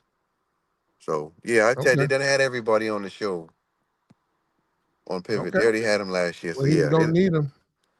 they done did everybody you can think of pretty much. Antonio Brown, yeah, yep, they done had everybody on that show in the last 4 or 5 years. Stephen Okay, A. well he's gonna Smith. need them if he's starting a new. He's got to do the same thing here. I mean, he got to do it all over again because it's been a reset. We're about to start college football, and I can go look at Pat McAfee today. They'll probably have a best of the week on ESPN, and if you're gonna compete with him, you're gonna have to be able to do the things he's doing. And that's what I'm saying. You can know people, but it's who you know. You can know what's this the Lakers, right? When LeBron James and when they was in the bubble, I could know one of the Lakers, one of the players on. I could know not Anthony. What's the other guy? I'm just saying. I don't even remember them guys. He had somebody on there. They had somebody when they won that championship in the bubble. They had a guy on there. He was an older guy, but he wasn't. My point is this: you can know the third man, but you don't know Anthony Davis. You don't know LeBron. I'm saying they are not going to do it. Say, hey, can you guys come do my podcast? And it could be a guy. He starts for the Lakers, and they say, well, can you get LeBron? And they said, nah, man, he ain't gonna do it. Anthony, he ain't gonna do it. But you can Yeah. get Joe Schmo. And I'm saying you have to be able to get those if that's what you're trying to do. Now you just want to have a nice little show with your friends, and Hmm. occasionally you know over time, eventually you get these guys. That's what, but your show's not really going to be as popular as the other guy's show. Now they do get more views than average because they got 1.5 million subscribers, but the Kelsey brothers got like 3 million subscribers, but their videos be getting like 40,000, 50,000, Hmm. 20,000. So the Hmm. pivot they got a real organic following. Their views match the subscriber count, but a lot of them other people, like they'll have Tom Brady on there on the Kelsey brothers, and Tom Brady might get like 140,000 views. So you they get the subscribers for the name, but they don't really get the views like the pivot get. That's why it's more organic. People actually watch it. Well, we'll see. Yeah. We'll see. I They're mean, going to have to. Now that he's not a part of ESPN, mhm. we'll see. It's the Yeah, I mean, pivot, that's what and I'm it's his saying. opinion, and Yeah, I think guys got to stop. That's what I mean by being yourself. I mean, you have to stop worrying about other people's platforms. I mean, Yeah. who cares how many followers that they have? What about you? If you have no confidence and you talking about doing media, presenting yourself to the public, you're definitely, you know what I'm saying, gonna fail. It's a lot of dudes that didn't have YouTube channels thinking that they was gonna blow up and all that. And I seen one dude that was like, he said I had to go back to work because he thought that doing the YouTube thing was easy. It was a No, black it's dude. not. So I'm like, Yeah. hey yeah. man, just put the content out there, man, and let the chips fall where they may. But Well, don't that's a whole get your different. hopes up. You know what I'm saying? The YouTube channel. That's a whole different subject. That's a Yeah, whole I'm just different saying. subject right there. But Cause you can have this set up with the fancy cameras and all that, the fancy everything DJI, but it's dudes out there with doing content on the cell phone with more subscribers than a dude like that. So it's all about what people like and how authentic you are. yeah, there you At the go. end of the day, yeah, I It's your seen it. people, man. It's Yeah, what they want to see. you go out there and buy a $3,000, $2,000, $3,000 cameras and a setup, and you can barely you can barely crack 100,000. But I know a couple dudes just cell phones, really regular cell phone, one cell phone, Mhm. 80,000, 90,000 subscribers, cranking out 3, 4 videos a day, getting 4, 5,000 views on each video, But what are they 10,000. talking about though? What Just are the current topics? events, just current events, like things that go on. 'Cause that's pretty much all people are doing is regurgitating, carrying news. Something happened over here. The news done said it, but you making a YouTube channel about it, going into Mhm. deeper details. That's all people doing. That's pretty much all content, is just regurgitation of the same news over and over again. Some people, Huh? No, he's some right, people, Platinum. you can He's have your actually right. own organic content. It don't have to be generated from the But news. You could talk about the news. yeah, but That's I'm current saying though, events, but you don't have to just talk about the news.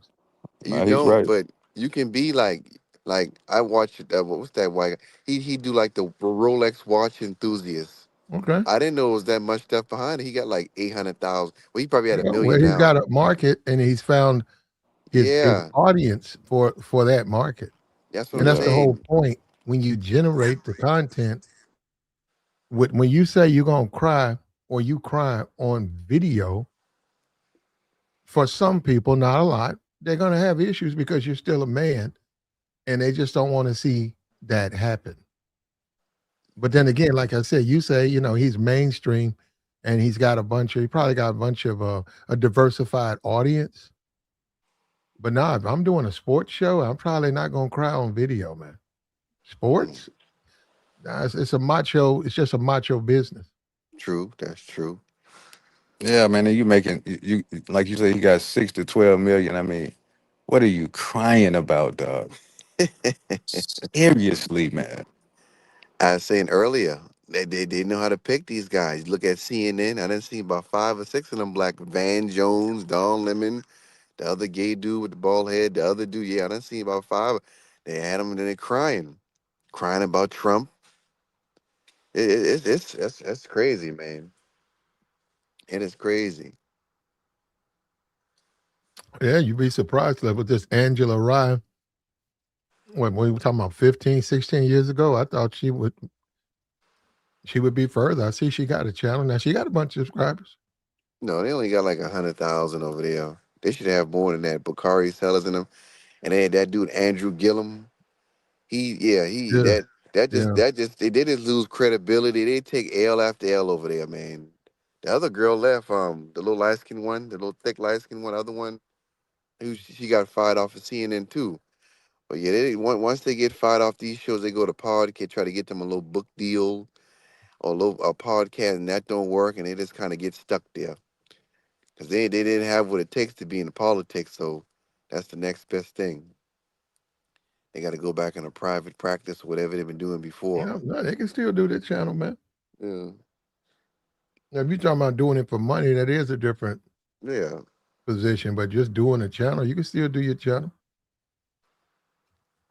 Your sponsors is where you get your money from. So, like I said, when you get locked out of an ESPN, you got to be. He said, Ryan believes he's a really, really good uh, sportscaster, and he knows his, he knows the how to do it. Well, he's gonna have his work cut out for him. he might now. They now you look at it. If ABC or CBS get a spot, he might. They'll take a chance and pick him up someplace else if like a spot comes up or something. But Nah, yeah. I mean, I'm just saying he's gonna have a hard time yeah, going anywhere because you got to understand he has a lot of people he generate a lot of anger in a lot of people, and yeah, they labeled him woke and all of that, and yeah. because Put they that don't want label to on hear him. that Yeah, point of view. Just when somebody says Angel Reese, Caitlin Clark, there's no discussion. You go with Caitlin Clark. If you dare challenge the system and say, "Well, what about Angel?" They're gonna automatically say you woke. You're woke, and we're not looking for a woke guy running around here. So that's what I mean. So whether he's right or wrong, though, that's what I'm saying. From my perspective, he's exactly right. yeah, But he'll be all right, man. yeah. You'll be fine. He'll be fine. We'll be all right. I guess I don't know, man. We don't need to overdo it, though. I don't think you need to be a thug. I don't think you need to be a loudmouth thug, but I also don't think you need to cry. So there's a happy balance between that. Mm. And some of those guys, some of those athletes, I think Randy Moss did a lot of them black dudes. They be breaking down. I think Randy Moss was on there crying. Yeah, they go through so much, man. Them guys. T.O. another one. T.O. Yep, He's another one. he cried talking about his quarterback. Yeah, we have a connection to this country, man, that we're always the ones in tears. Yeah, That's sad too, man. yeah. And it doesn't come off very masculine. You just get, I guess, I feel them guys get Allen Iverson too. Them guys, they just, Mhm. they just break down. You got so much people against you. You're trying to, go out there and play, and people heckling you, man, and talking down on you. It's like everybody, like, you got. I'll never experience that because I never been in sports. Like, you never been an athlete, but you got millions and millions of people putting these false narratives and bad things out of it. I see after a while, man, that stuff will get to anybody. Anybody. Mhm. That's what it got to be, man. You trying to fight for I justice saw and I remember Cordell Stewart, he got benched. He started to cry. Um um and the coach told him wait till after the game. He was running up on the coach and he Des said, Bryant. wait till after the game. The coach, what I'm saying, he was like, hey, I gotta finish this game. We're gonna put the backup in and we gotta finish the game. But I'm not here to discuss why I benched you. Just get on the bench and we'll talk about it later. Um, he had an emotional meltdown. Randy Moss, Des Bryant. Yeah, a lot of Allen yeah, Iverson, he had emotional. He came out and cried. All of these dudes be, they shouldn't be doing it, but they get in their feelings a lot, man. He makes you wonder about them. You just have to, man. yeah. Yep, Terrell Owens, that's my quarterback. And he was doing a couple of interviews. You know, he said his agent taking money from him, and he had to fire his lawyer and all that. And he got real Hmm. deep on that one. Okay.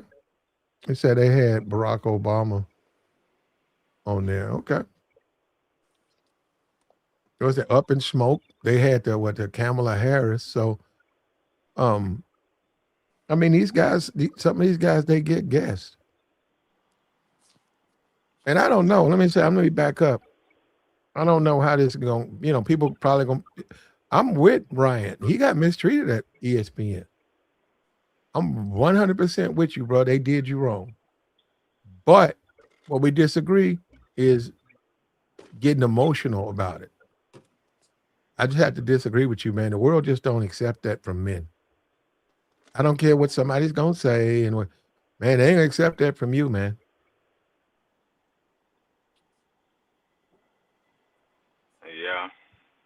Yeah, I mean, you know, they're not gonna accept tears and stuff like that from you.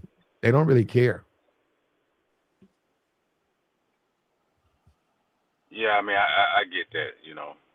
Like I said, I mean, the dudes be tripping, man. I mean, Cal Kuzma, came out with a statement. He was just, talking about how athletes or anyone that has a lot of money be complaining, about taxes or anything.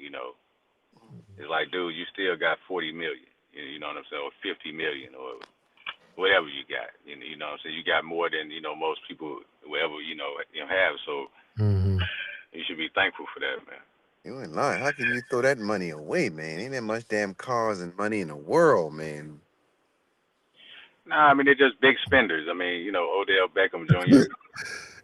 Hey, I'm gonna go Dubin, you I'm gonna buy me 10 damn Chipotle's or 10 Chick-fil-A's or something first, and then something. I'm 2 or 10, 5 Planet Fit. But I go invest something first. Shit. Dubin, you know, you drive a truck, right? Hmm. What if you trying to drop a load off, but to turn, right? You can't.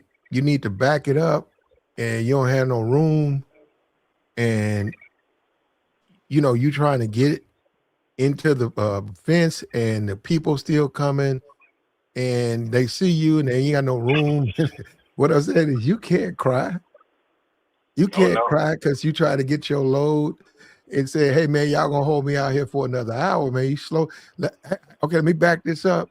You know, I see truckers all the time, man. They start backing that thing up. Them people stop. There ain't nobody officially said you have to. Okay, let him. No, I'm just saying they'll whip that thing back to push it in there. In the Yeah. process, they'll cut that other lane off. But it's the people, you know, who stop so that he can get his load into the fence. But if you sit up there and cry and wait on them, that's what I'm saying. It's a waste of time. As a man, you can't really cry about this stuff. Nah, man. So when I say I get it, like I said, I mean, listen, man. We always have to have sympathy for people, but like you said, you get back to reality. Like, dog, just pick it up and move on, man. Not on national TV. You do that in your own spare time, and don't ever let no one see you crying over some relationship that you was in or some job or whatever, man. It's people out here that can't even find jobs. So what you Hmm. tripping for? You know what I'm saying? Like I really, feel for people like that. You know what I'm saying? You got to see it for your own eyes. Wherever you at. California. Georgia. Any state. New York. Oh my God, man! There's so many homeless people in New York. It is insane. They sleeping all outside everywhere. It's man. Yeah. That's crazy, bro. That is really crazy, man. DC too. I They mean, just slayed think out the about that, street. man. DC. Man, just think about the winter time, dog. I seen a story about a dude in Chicago that froze to death because he was homeless. Like seriously, I mean, I Other don't laugh guys, about stuff like that, man. That's crazy, man. no, out here, there are guys, they find that all the time. Yeah, they Oh, find you starting to see a lot of stories of black women and their kids dying like that in cars and All right. Well, vans. we don't have that, but we Yeah. do have men freezing to death, maybe a woman or two. But yeah, that's very common because a lot of times when you go into the shelter, if it's 25 degrees and tomorrow it's going to be 15, Mm-hmm. they tell the homeless, you know, you need to go into the shelter, which is a high school gym that's heated with you laying on a beach towel. Right. But you ain't in the cold, right? But they don't like to do that because they're on drugs, and you can't drink in there. You go into a shelter, you cannot drink. You can't use no drugs. And I talked to them. They say they don't like to. They'll take their chances out. Yeah. Yeah, and a lot of times they get rained on. It's 3 or 4 o'clock in the morning. It's raining. It's freezing. They're half asleep, and they freeze to death. And they find them, and they take Yeah. them to the morgue. You know, they make an effort to try the next of kin. They can't. They hold on to the body. I think about 7 days. Then they just burn it. Damn. Yeah, they don't. You know, nobody claims you. They don't know. I mean, they get your fingerprints and all. They find out. They try to find out who you are. It's not like it's just they burnt you and they don't know. But it'll be somewhere where you got to try to find it. Yeah, man. Yeah, people got to stay off them drugs too. That's a big part, man. Yeah. Yeah. That's crazy, man. But once they on that stuff, man, some people will never get off it. It's like the curse got them, especially in Atlanta, man. It's so bad in Atlanta. Man, I almost ran one of them over. The fool just standing in the street. Mm-hmm. And they make Atlanta seem like it's so. I'm from South Carolina, and I'm originally, but they try to make Atlanta seem like it's so upscale and so black people got so much going on.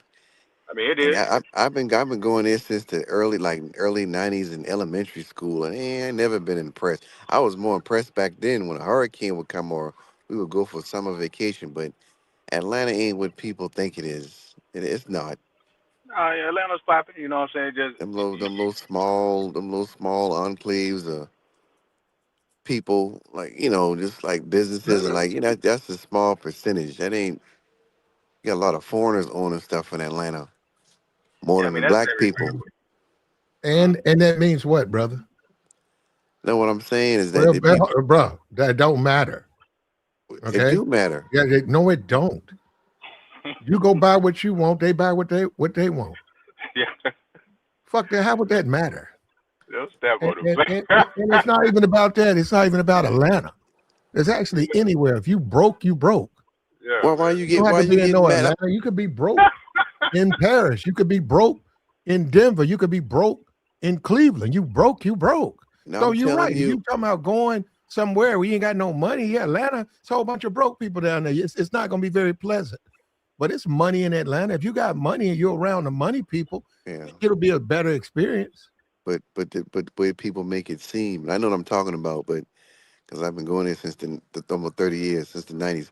But it's not what people think. They make it seem like this is black. Nah, that's Uh, what I'm trying to tell you, bro. I've been go there a go couple go of go times. go I go ain't ahead never and tell looked me at it what you're like trying to that. tell me, and I'm living in the state next door. Go ahead and tell me. Go Nah, ahead. I'm just saying it's the same thing. Look, man, Atlanta is popping just like any other city that's popping, but you're gonna see, irregular stuff at times. That's everywhere. You know what I'm saying? So there's no city that's better than the other city. It's the same. That's what Platinum trying to tell you. So a lot of people that do get in bad situations, it is by personal choice because if you don't want to take care of yourself, then that's a problem. It's only so much other people can do for you. Now, that's what family is for. I mean, family is cool and everything, but at the end of the day, you still have to do for yourself. I mean, I got family members and had family members that wasn't always there in the head. You see what I'm saying? And that's just how they are. I Are got you family from members there like that now. originally? Are you from Atlanta originally? Nah, Okay, all right. That's okay. That's all I need to know right there. All right, I got you. All right. nah, bro. I'm just telling you what I know. You see what I'm saying? I mean, Okay. All right. Atlanta, it's anywhere though. I've been to Atlanta. I'm a regular dude. I'm certainly not close to being rich, and I can see if you're limited with funds, you got to be used to that. you got to be used to that if that's what you want. The hood, you want to be in the hood and go to hood parties and hang out with thug dudes and the people who are often unemployed. Maybe they work for a while and yeah, it's a different experience. Yeah. But it's money there, and I've seen the money crowd. Yeah, man. You get into the colleges and stuff like that, and you start going around the more affluent people, which they're going. You have to fit in. They ain't gonna just let anybody come in there. Mm-hmm. And that would be to me anywhere. That's Florida.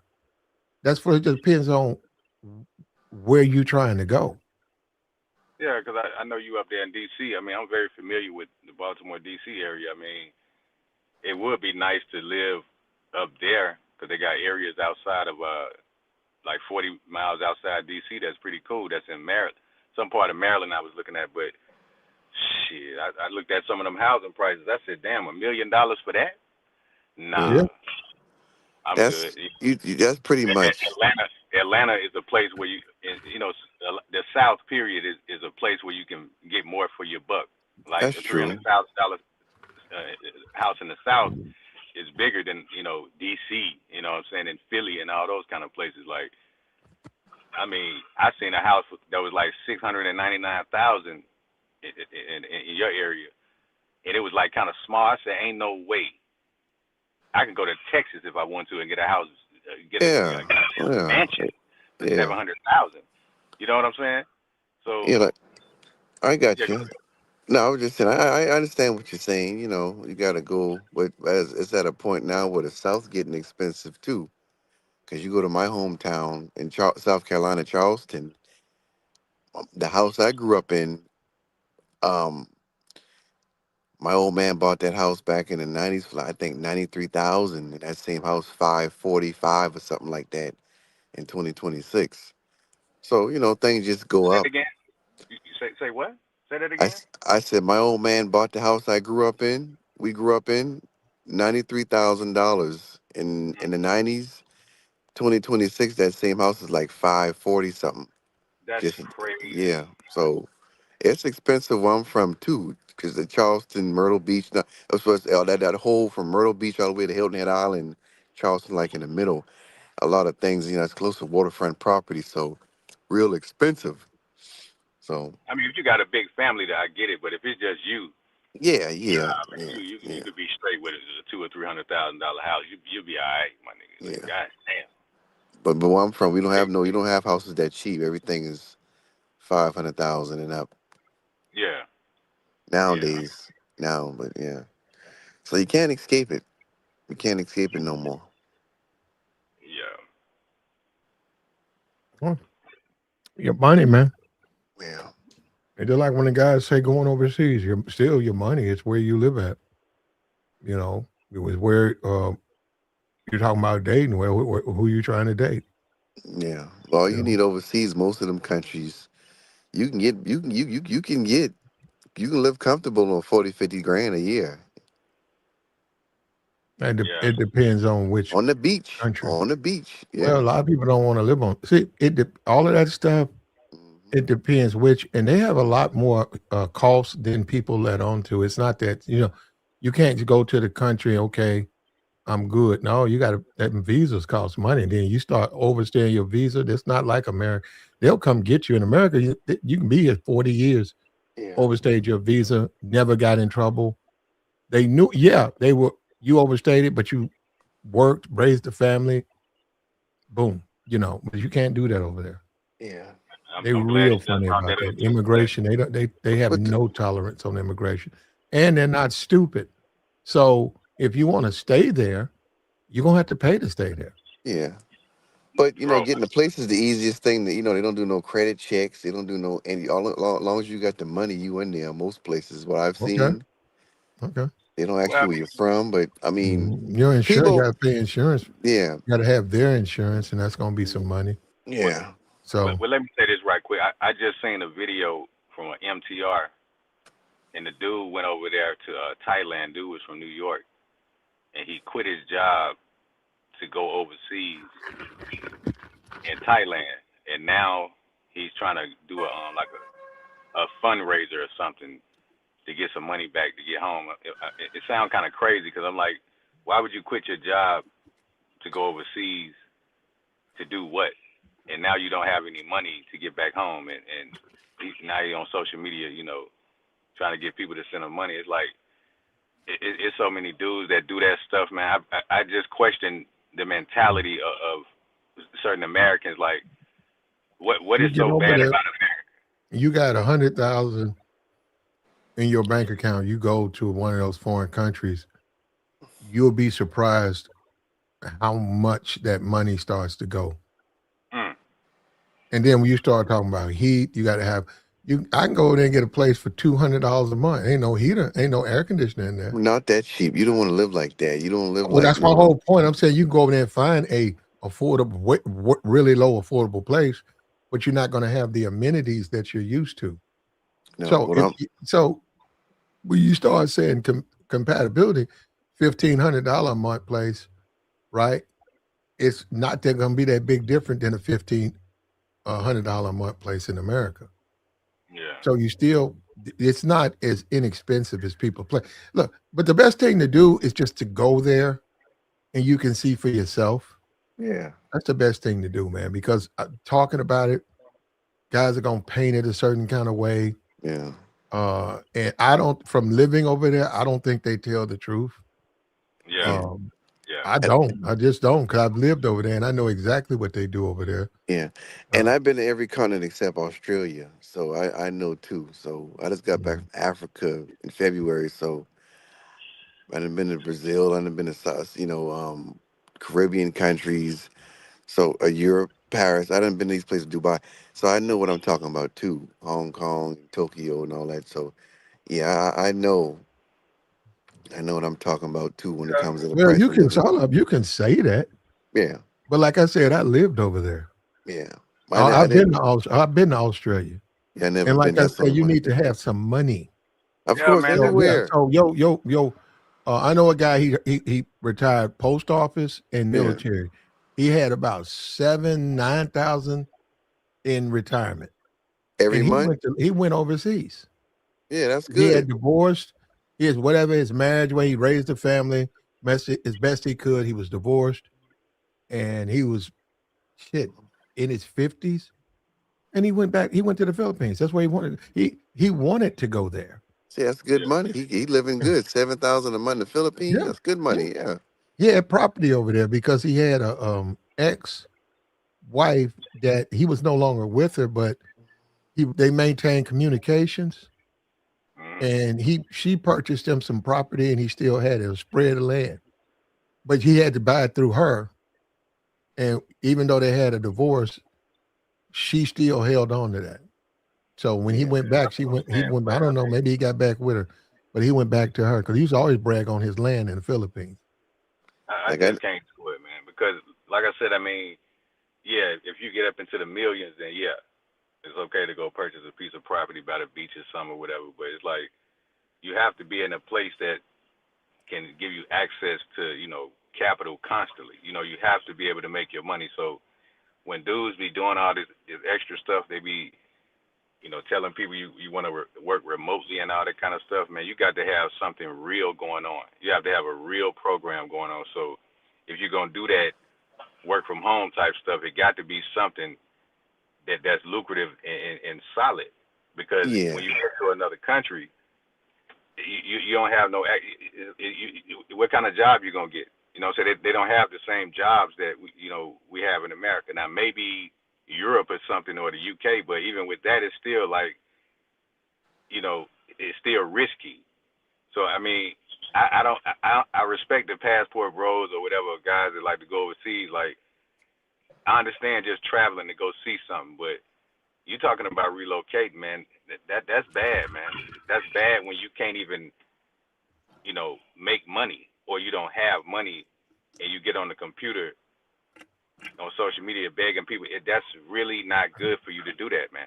I'm Yeah. serious, man, because anything can happen Well, to you you need in the these money. countries.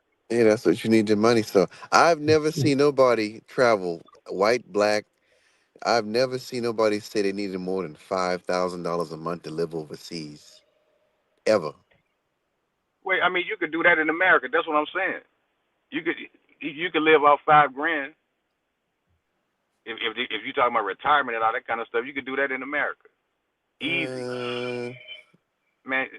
Ain't no way you gonna tell me you can't live out. If That's somebody go ahead. because rent is pretty much like $2,000 everywhere you go. Between, That depends. That's not always true. That depends. I mean, if you somewhere in Mississippi or Louisiana Nah, down you there, could be anywhere.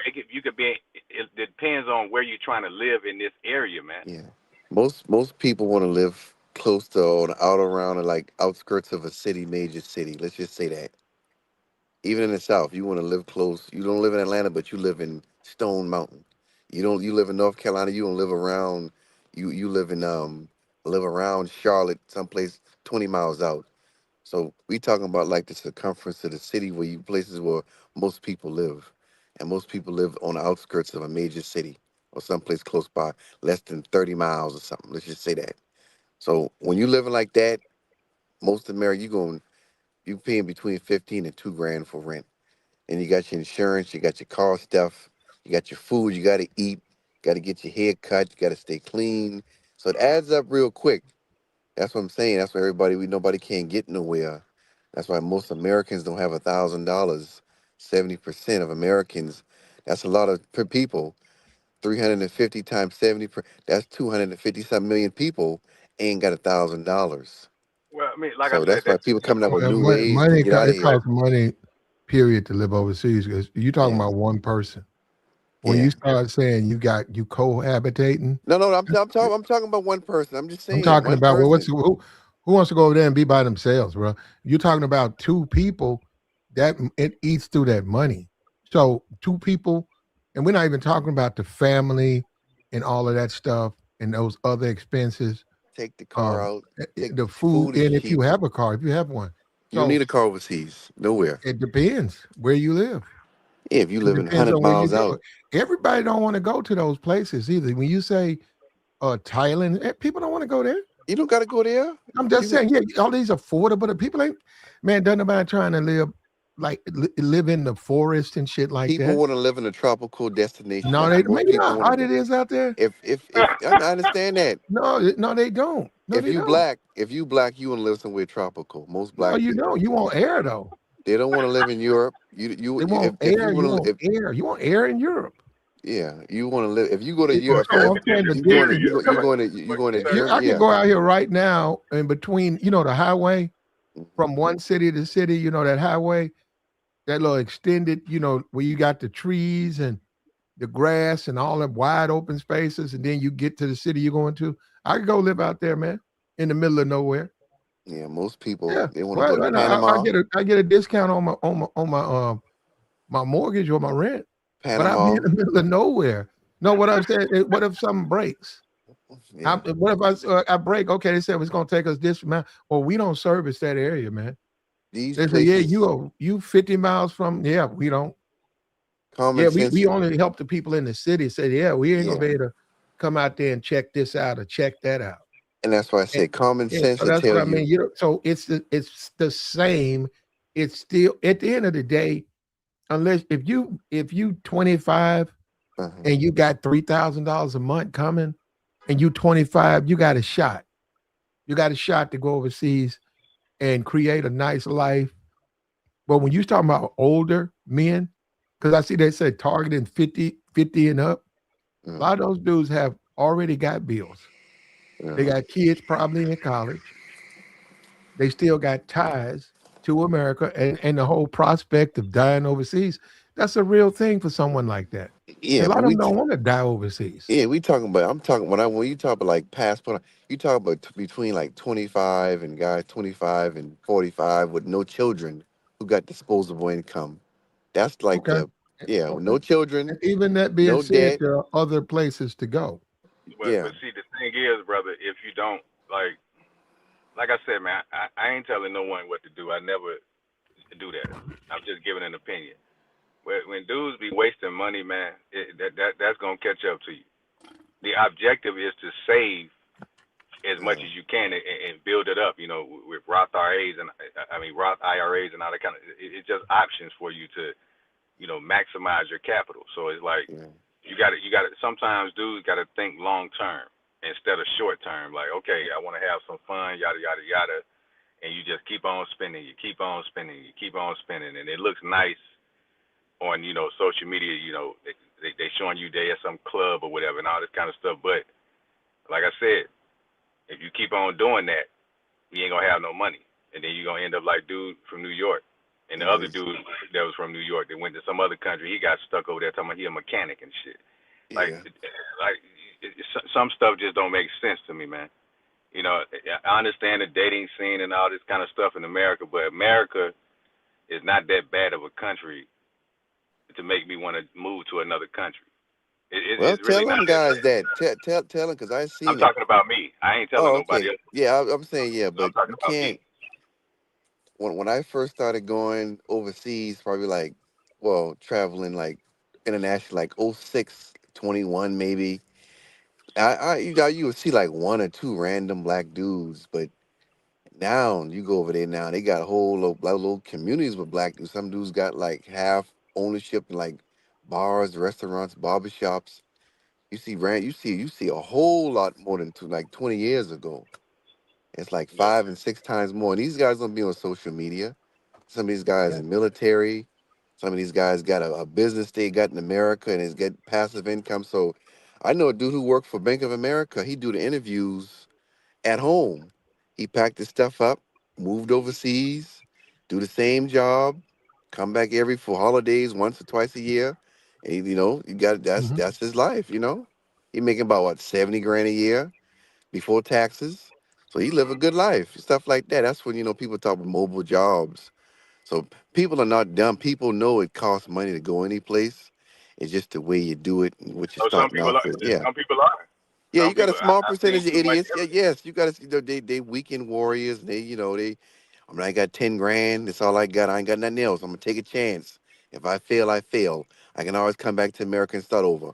That's the way they're thinking. They're not gonna die because they get stranded for a couple of weeks or days. Well, I'm gonna go broke. I'm gonna go start over, go back and always go back home to America. That's my cushion. Build my money up again. Try it again. That's how they're thinking. Yeah, Nobody's man. Because thinking you I'm gonna got. run Yeah, out. ain't no I'm gonna really, to die. be honest with you, anybody really thinking about going Yeah, no, on, no, yeah, yeah, On yeah. YouTube, but in the real world, nobody thinking about going no overseas, man. Yeah, man. Because you It got. might be out of 50 guys, maybe one. Mm, Out of Yeah. 100, maybe one. These guys ain't talking about no go overseas. yeah, a I lot of mean, people. and plus, even if they making money, the more Yeah, money they make, the more they want to stay. yeah, but I'm just saying, people ain't looking at it like a life or death situation. If all they got is 10 grand, well, if I lose this in 3 months or six That's months, 10,000. I mean, if that's what you I'm want gonna to come. do, I'm you gonna want to come go back to to the America. DR. I mean, it Yeah, depends. If that's what you want to do, 10,000, go to the DR yeah. and go out there and live. I'm saying, 10,000. but the You money don't that need to people worry about that. they I mean, that'll get you for a while. I mean, you got yeah. money coming. You'll be But all the right way with people 10,000. frame it, they try to 10 grand, they bro. try to tell people, oh, if you that's all you got now, don't mess this up. You're gonna die. So people not thinking like that. They thinking optimistically. If they go broke, they go broke. I'll make more money. So what? Who cares? Well, nobody's going to take care of you. Yeah, That's the yeah. point, That's That's though. what not I'm saying. realistic though. See, because Yeah, you no. got people out here giving people bad advice, telling people to live above their means. I mean, you even got females that be, talking like that on. So it's like that's this bad advice. You're never supposed to live above your means. Yeah, Why would people you still. even Yeah, think about doing that? yeah. Well, This is why basketball players they're back not in the going to take projects and care of broke. you Yeah, if you go overseas and run through your whatever amount you got in the bank. When you look around and you out of it, you find out you on your own out there. They're going to ask you yeah. who do you know? And you You should go to know that as a embassy, grown they got a man. process where they will attempt to help you, but believe me, brother, it's going to be set up so bad. You better off doing it on your own. You Yeah. see what I'm saying, Platt? In the chat room, dude talking about LeBron only making $8 million. Time to start crushing soda cans and cutting coupons. Man, Mm. this dude that made hundreds of millions. Like He got $1 billion. LeBron got a that's billion. some people are platinum. Some people are just never satisfied, and are very, very irresponsible with money. Very irresponsible with money. It makes no sense to to to blow money or just to spend money on stupid stuff. Like it just makes no sense, man. Well, But you've evolved, do business. I just don't get it, man. I really don't. Yeah. So people just trying to find they're trying to find them a low spot, whatever they can get in, fit in, and live a comfortable life. If it's in America, fine. If it's overseas, that's fine too. Whatever people can get, live comfortable. At the end of the day, you want a cool, warm place to stay. You want some healthy food. You want a peace of mind. Whatever you got to go to get that, that's where you're going to go. That's what you're going to be looking for your whole life, I guess. And add your relationship with that. Whatever make the most sense, that's what people are going to do. Bottom line. Yeah, I mean that's true. I mean, like Platinum said earlier, guys don't want to be by themselves. But Yeah. then on the flip side to that, you may have to get used to that depending on who you are. I mean, you can always date, but when you start bringing, other people into the mix, man, you just gotta think about that. Your Yeah. finances, like these females will break you, man. And You if could they go ain't broke giving you over. money, Yeah, you could go broke overseas. that's what You can go broke anyway. Yeah. If you Yeah. yeah. But you that's can what. go broke. Period. Women are women, and Yeah. Yeah, man. expenses are expenses. Yeah, Yeah. those that'll break you, now. And Don't do then when that. you get in them, and say another thing, more than likely, you a black man, you're not gonna be eating first. You're gonna be eating from the bottom of the tree, man. So she probably gonna have a couple of kids.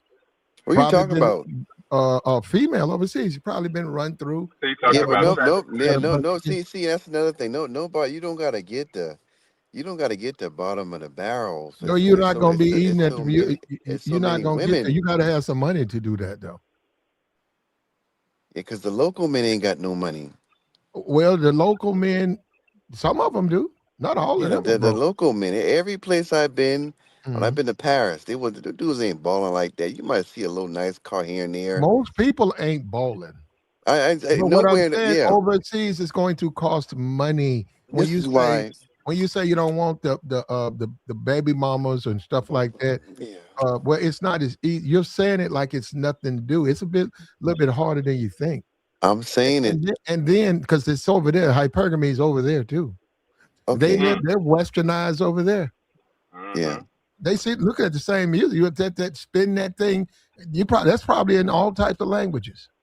Mm, Yeah, contrary to it is. Why popular not? They're gonna make belief, money off it.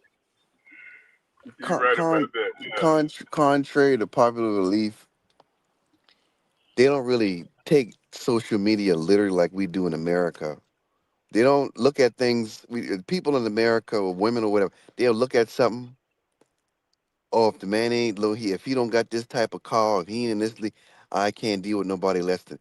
Well, you get more of a Mhm. traditional relationship when you go to those places because they're not controlled by it. They watch it and they got phones and stuff too. True, Everybody yeah, does, but That's not true, they man. don't have that. I'm telling you, a chick can yeah. have 50. Because I You, had a girl. I met a girl with uh, fifty it thousand. Go ahead. depends. It depends. It do depends. That's what I'm saying. It depends because if I go overseas and I'm going to the projects overseas, Oh, nobody. We tell y'all favelas, thinking women, low level. no shit. If I'm going to the favelas or whatever they call them, and no, I'm securing my dates from those areas. Well, how am I picking at the top of the tree? Yeah. Well, you No, wait a see the minute, wait right a minute. talk. Most of these guys, that's what they're dating. Okay, well that's They are them. not dating no supermodel, but they had Miss Columbia. I saw on the stage at the pageant. They're not they're not dating her. Yeah. They're not Well, going overseas to date Miss Colombia, Miss Brazil, Miss Dominican. They're not dating those women.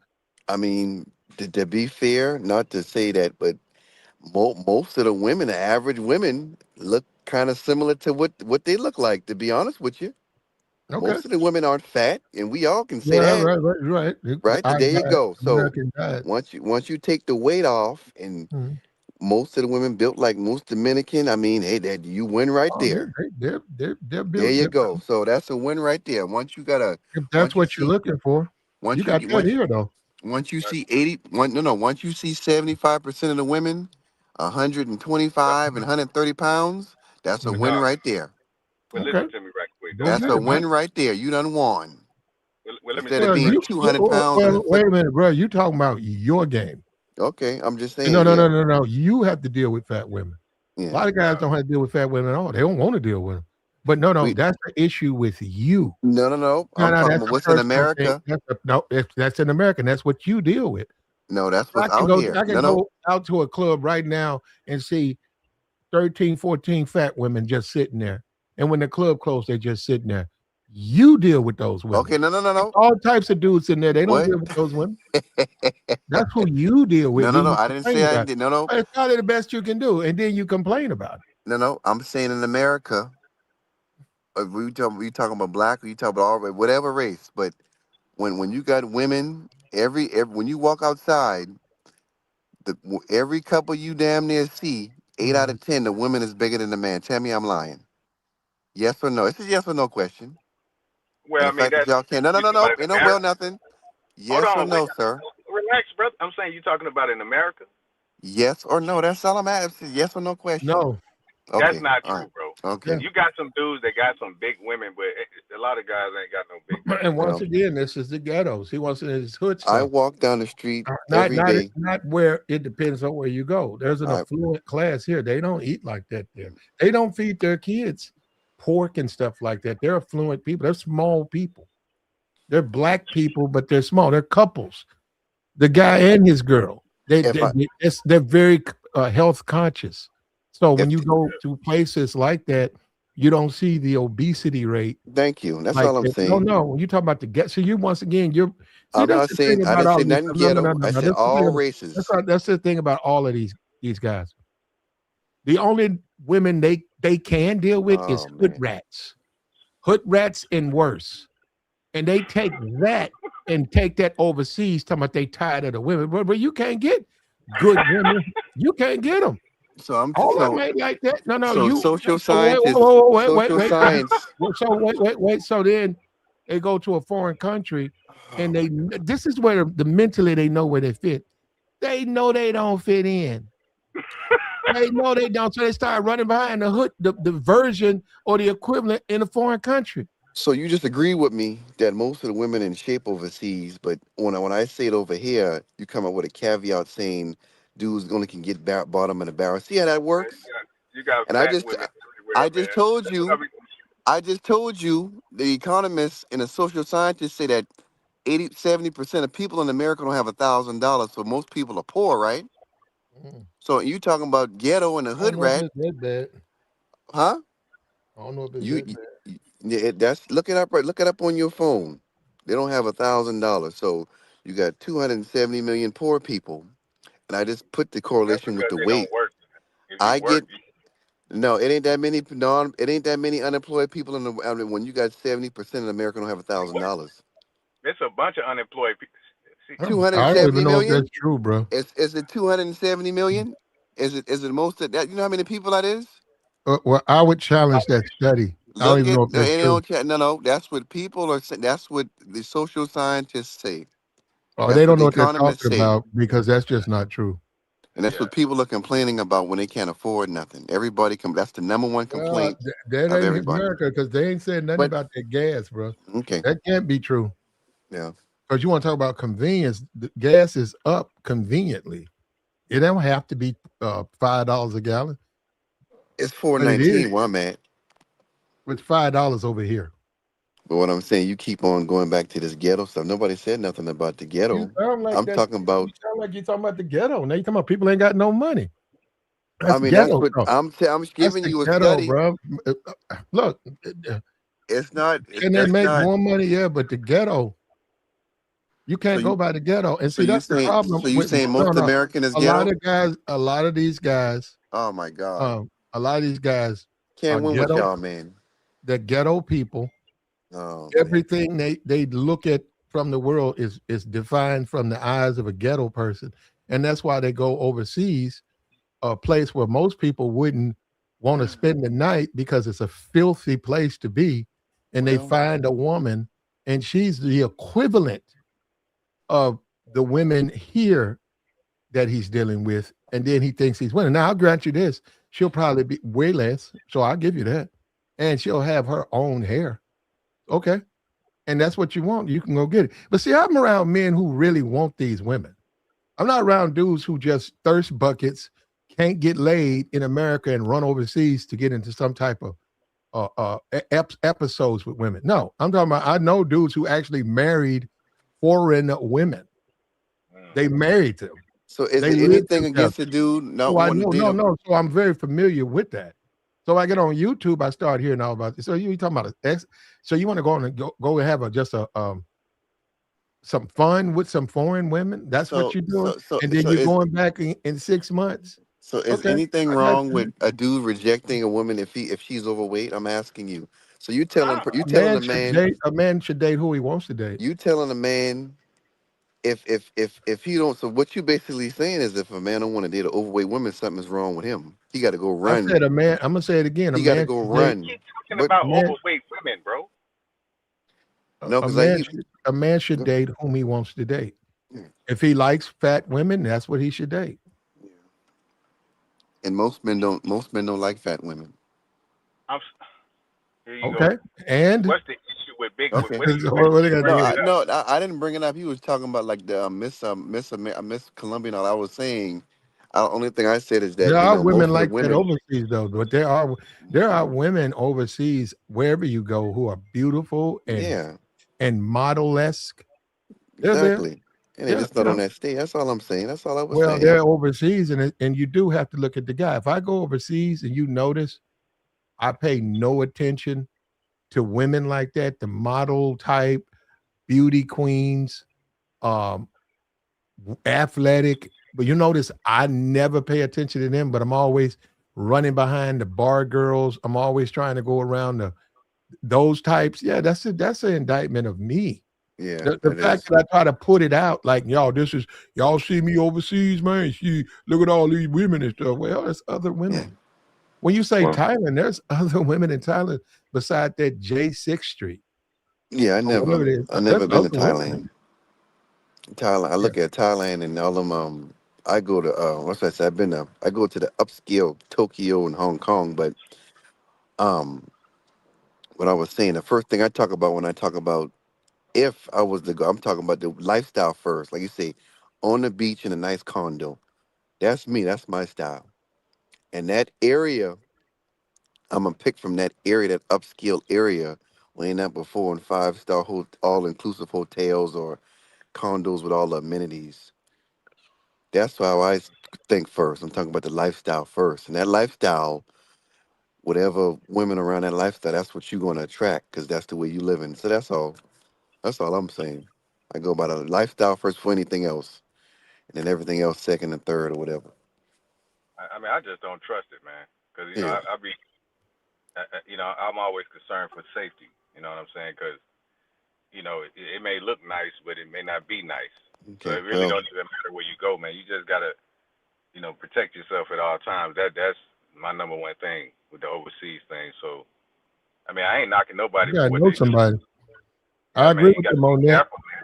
No, I agree with them when they have a community and they say, hey, um, this Facebook group and all of that, or you know, check in with us, let us know. You do need to do that because, like I said, things can happen, and you Yeah, don't want to yeah, man. be out there by yourself like that. yeah. Like I said, Especially, it's always it's like especially if you're trying to like are conscious of your money. So you're saying, hey, I'm not staying at the Hilton. I'm gonna go 3 blocks down and stay at Mama Leah's hotel. I've been here before. It's a little bit in, but I'll be okay because it's just me. Well, if you're doing that, somebody got to know you there. And that's what I'm saying. The dude in the chat room saying it ain't even safe here in the USA.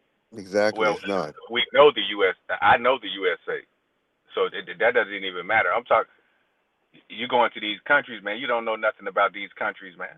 Oh, You even can. if you've been there a few times, you don't know what time it is in these countries, man. Dog, you got all types of personalities around the world. So if you're not concerned for your safety, you just think you can just go anywhere just because you think you're free and all this kind of stuff, man. Look, that's on y'all, man. There's a Well, lot of well. people that Another thing. Well, see, what you don't know is that most of these places are like high trust societies, like Asian countries and Dubai, Middle East. You can. They got restaurants where you don't have to bus service and a lot of these things they depend on you to be honest. You don't. They got like a less than 1% crime rate in some of these places, so you don't hear about people getting shot, robbed, running out on bills and shit. And that's another thing too. Most of these Well, places have high trust. if America's been there, they've been doing it. What doing? That's yeah, yeah. In If certain aspects, if they got a healthy supply of foreign travelers, everything you just named, they doing it. They yeah. run out on Only bills. They run out on that's what I bills. say. Americans, but he talking about the people. Like he don't trust But it. But if Americans look, if Americans are in that city, a uh-huh. significant, not a lot, a significant amount for the norm that's normally in that city, all of that stuff you just said is probably including the gunplay. All that stuff's probably happened. Yeah, this is why when Brittany grind at basketball, that's why when she get caught with a vape, she facing Mhm. 5 years because they don't Okay. play games with drugs, Mhm. guns, That was Russia. disrespecting women, and That was saying something Russia, though. against the government. No, It's a that was high Russia. dis. Okay, okay, whatever, wherever was that. Who's It, going to Russia? no, I'm just giving you an Well, I example. mean, no, that type of country like that, why would they play with When you foolishness? But I'm saying, when you say, um, ASAP Rocky slapped that dude. say you're going to Brazil, Yeah. um, all that stuff you just named, Uh huh. the bad behavior. If Americans are in that city, they've experienced that, so they're not as honest. They don't trust you that much because you're still a foreigner. And That's what I'm yeah, and it's saying, man. and it's A only lot of people don't like yeah. Americans, man. You know that, man. I understand you, but I thought you was talking about the people, but it's the reason why you see only Americans getting caught up when ASAP Rocky slapped that dude in Sweden. They threw Mhm. his ass in jail. Well, he got money though, Laval Ball and he got stole them money. glass. That's fine. That's fine. No, well, you got to Laval, understand, you can't compare them to average American. yeah, but they got locked up and nobody cared though. They don't care about you being American. No, You they got out. They got them committing a out. crime. Both of them got out.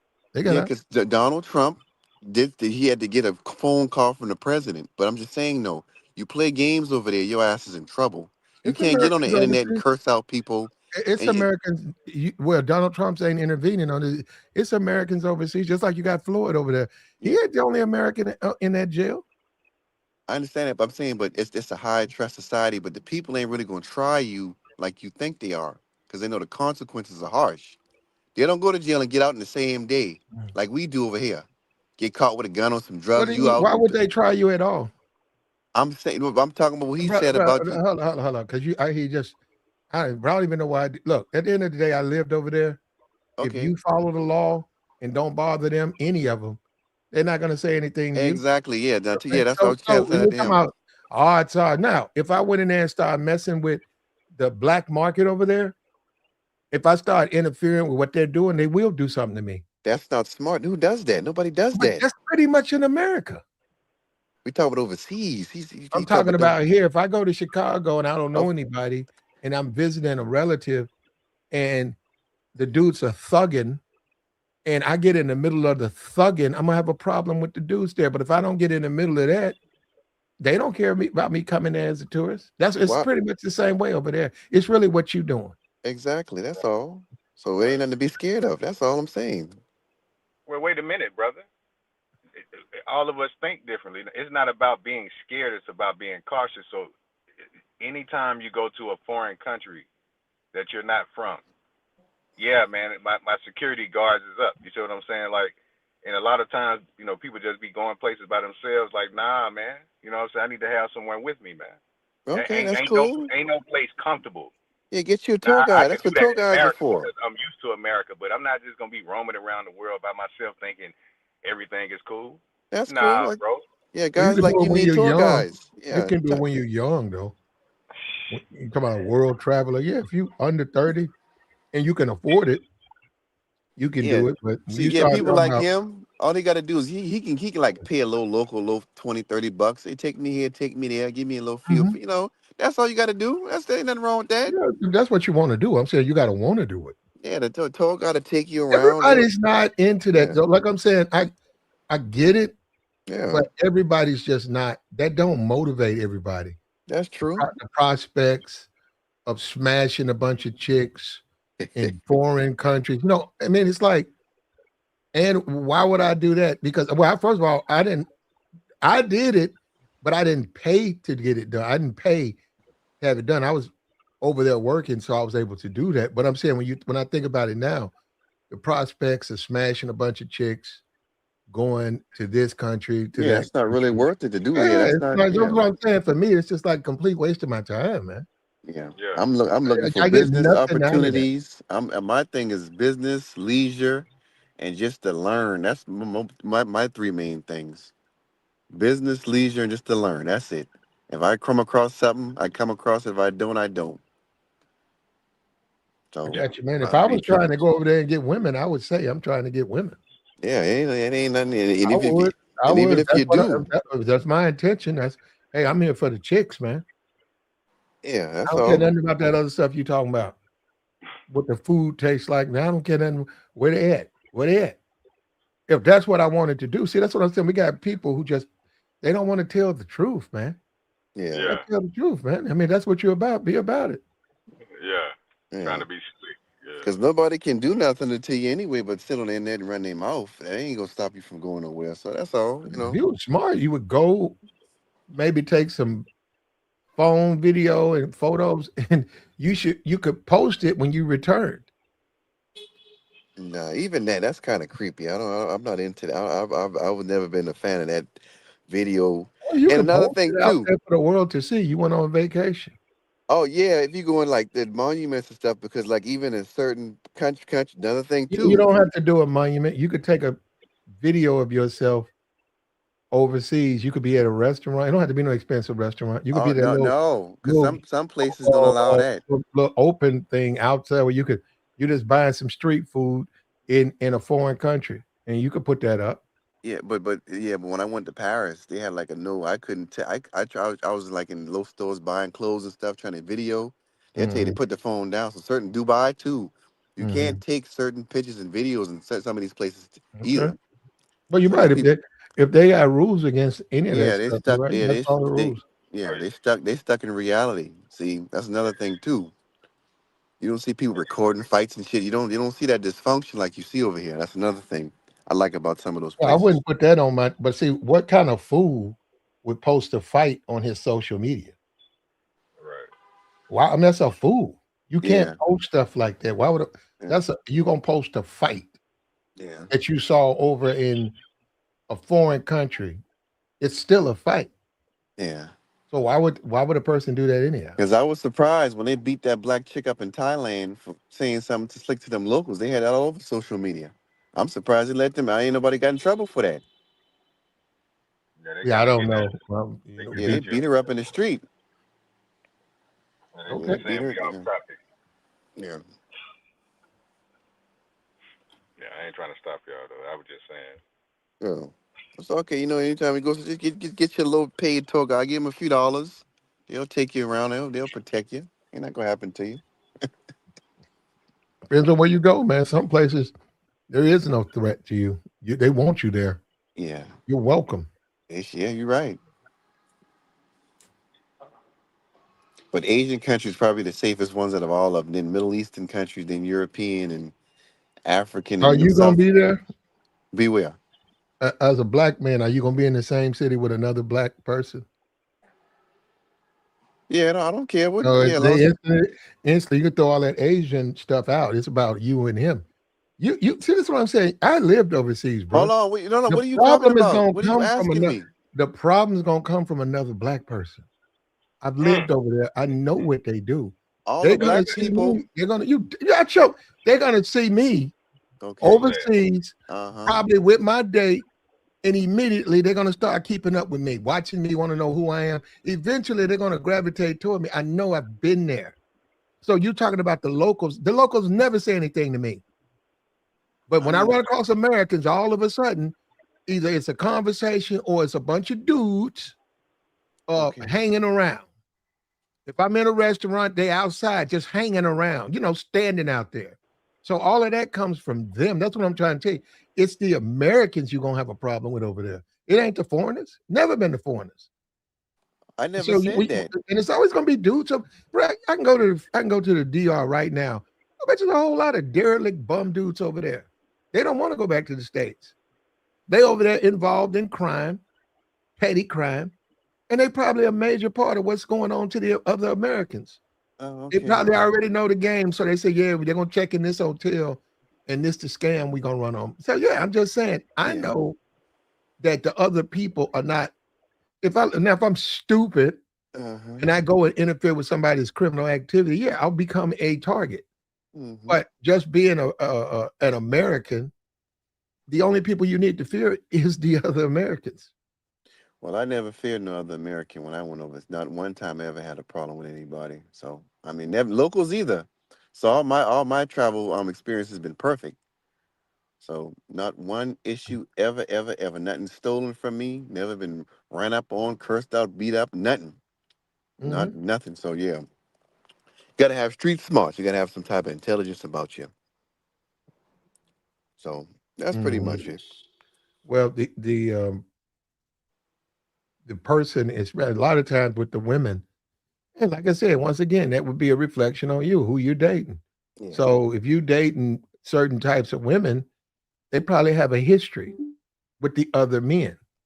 Yeah. So you may notice that this woman you're dating, this group of men keeps following you. No, And nobody it from. turns out they have a history. One of them has a history with her. It's got nothing to Mhm. do with you. You don't even know. It's like, you have no idea they were with her. But that's what I'm saying. And normally that puts you as a man, especially a black man, in harm's way. Okay, well, that never happened to me before, so I'm glad it never been put in harm's way. So I understand what you're saying, though. It's just like y'all see that video going around with the black male dude getting beat up with the baseball bat because he been Yeah, smashing we somebody's Oh don't. man, wife. ain't nobody Yeah, trying to watch all that. That's what I'm yeah, saying, man.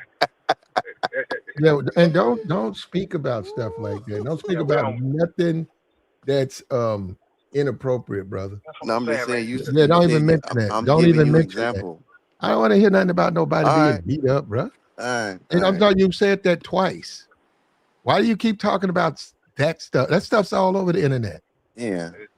Anywhere you, and that's the sad part, man. That's what a lot of people pay attention to, man. It's sad, man. Yeah. I see The I brain. see that foolishness, man. You go on X, you see that nonsense. Remember, I want to talk about that stuff, man. Yeah. Yes, man. Trash, man. Yeah.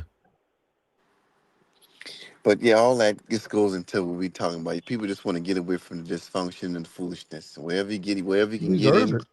You you got deserve to get yeah, away from that stuff, you man. got to get away from it, man. It ain't Every worth it. man deserves it. Yeah. You So deserve some peace, brother. You deserve that. exactly, and that's the thing I don't like. When people think black men supposed to be some type of beast of burden, and you ain't supposed to have no fun, you ain't supposed to go nowhere. You're supposed to deal with the trash at the bottom of society for the rest of your life until you drop dead. And I don't like that attitude people got. Nah, that's more like choice. You ain't supposed to have nothing. You ain't supposed to no enjoy nobody Up to you. nothing. That's what I'm saying. That's a choice, Yeah. man. You don't have to live like that. The people that live like that, that's a lifestyle for them. That's So what you they going used with to. if you want to go with abundance at, go with abundance at. Game over. Case closed. Yeah, man. Well, if that's what you want to do, the prospect of living overseas for me, it's just not something I want to do. I've done it and I don't want to do it again. Yeah, me too. I'm good, bro. Y'all can have that. Yeah, so and simple stuff like air conditioner, that's a big deal, man. So going to these countries and they're tropical, and there's a lot of heat, you better be healthy enough to even take it. Yeah, man. I need to take a shower, man. You know. Yeah, man. Yeah. Got to Running have some water, hot AC. water, no hot water, Yeah, man. Nah, bugs living in you ain't those never seen. tropical. Yeah, come on, man. Well, no, my thing is if I'm gonna do the thing, I gotta do that young. You don't know when I say take your shirt off, run 2 miles with your shirt off, getting all sweaty and in a tropical place. Yeah, you can do that when you're like 28, 29. Because it's like being in a sauna and your body is well adjusted. You get some cold. When you start talking about these dudes being older than that, going over there, I hope they know what they're doing. Stinky, man. You stinky all the time. Nah, I'm You got to good. be in shape. You got to be in shape. I give you that. You got to, because that heat, some of them places do be hot, but I'm in tip top physical condition. So guys like me with perfect physicals and who never been to the hospital. So yeah, Yeah, I can adapt to any situation. sounds like the perfect place for you, brother. Yeah. And Ryan Clark, man, maybe it's me, man. I mean, the tears. Yeah, Uh, go ahead and play the clip, okay, because I ain't even here see here it. we go. Fair use, fair use. It depends on when you ask me. You know, like you asked me, like when I see people in public, like OGs and like aunties and stuff, and they tell me they proud of me, and they proud of like,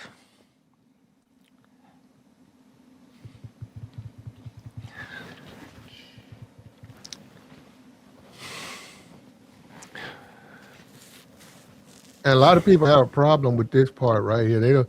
They felt that there's three black men brought to tears. Um, I don't know. Like I said, man, I don't.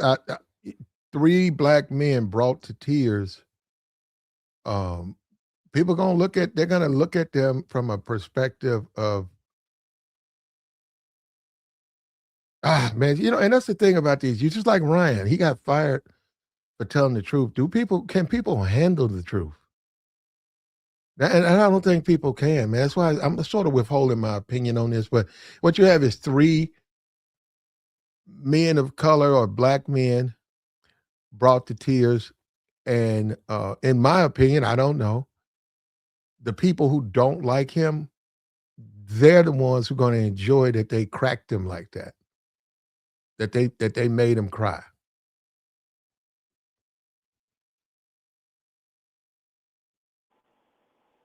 Yeah, I mean, right. I mean, is that it, or are we gonna chime in No, before no, that? he says a lot of okay. I think another 2 minutes. Okay, here we go. and they proud of like the way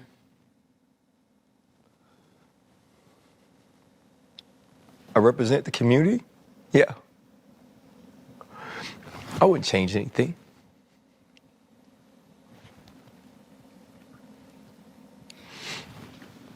Because that means the world to me. Or like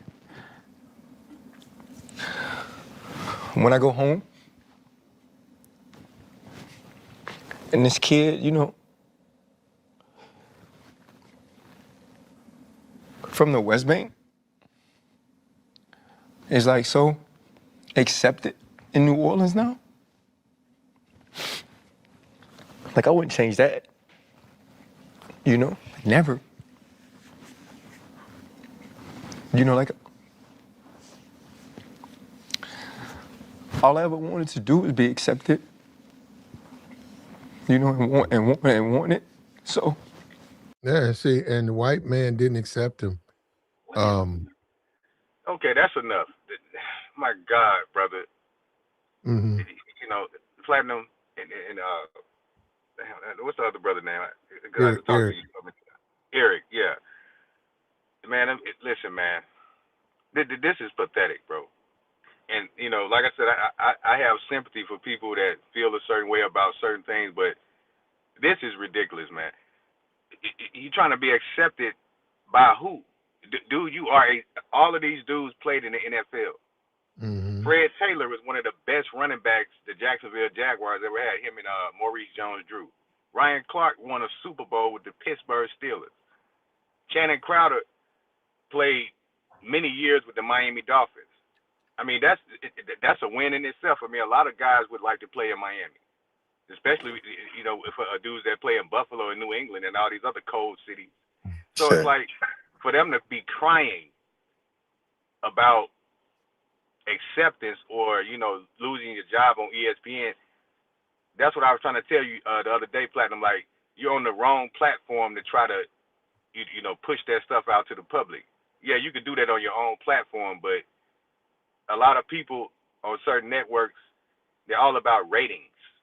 So that's why guys like Colin Kaepernick and all this got in trouble. It's like It's Mm-hmm. a good thing that he did, but you did it the wrong way. It's always the way to do things. But when you start, just going out there just being rogue like that, that's anyone, man. We could talk about Martin Luther King, Malcolm X, who else?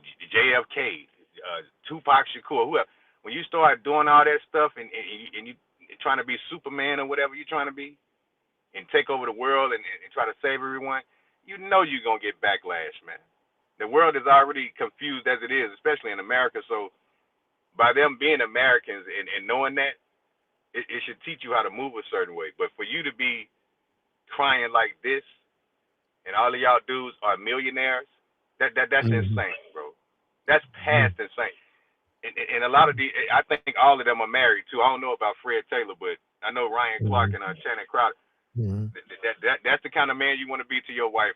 A dude crying on the computer about losing a little funky job like ESPN when y'all got your own platform.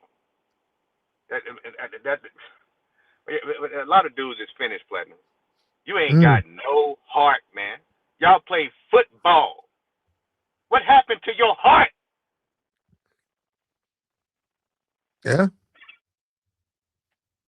Yeah. And a lot of people would say, and let me stop. I gotta stop. Oh, I gotta stop, man, because a lot of people say that's why you can't hire these Negroes. Yeah. They too emotional. Hey, man, I get it, bro. I understand, man.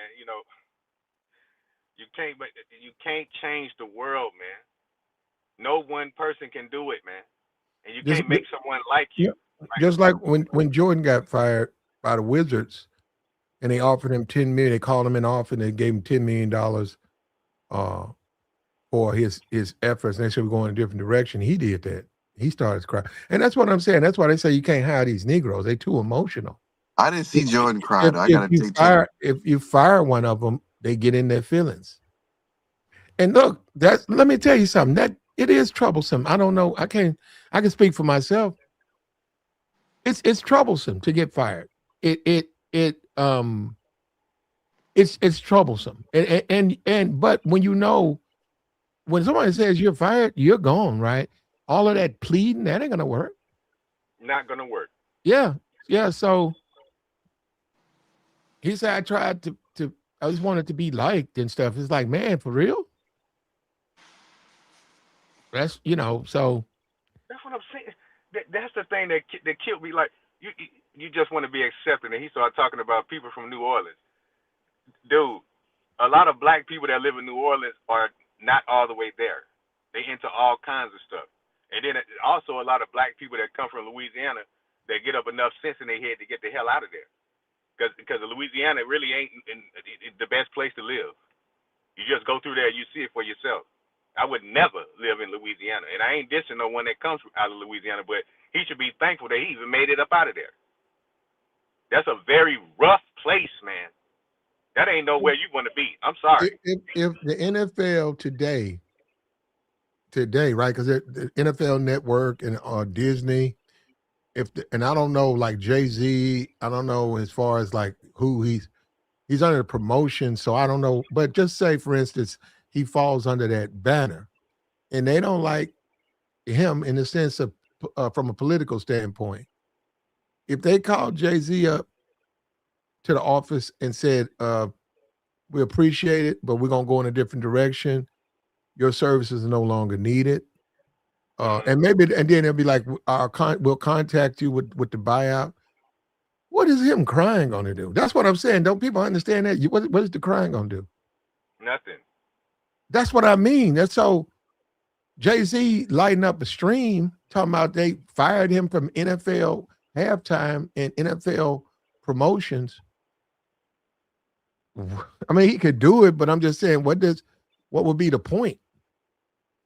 Complaining. That's what a lot of our people like to do. Complain instead of just strategizing and coming back stronger. Like I said, that's what I mean. What happened to your heart, man? These dudes used to be knocking people out. Now, Fred Taylor wasn't really, he playing on offense, so he used to get hit a lot. You know what I'm saying? But you got to be tough just to do that. Mm-hmm. Man, Ryan Clark used to be knocking people out, dog. I mean, you know what I'm saying? He ain't that big, you know what I'm saying? I mean, he probably weighed, because I mean, I'm 168, so he probably like 170, 175. That's that, muscular dude, you know what I'm saying? But Shannon Crowder's a big guy, himself. Like, man, y'all used to be knocking people out, dog. Very Mm-hmm. athletic, good speed.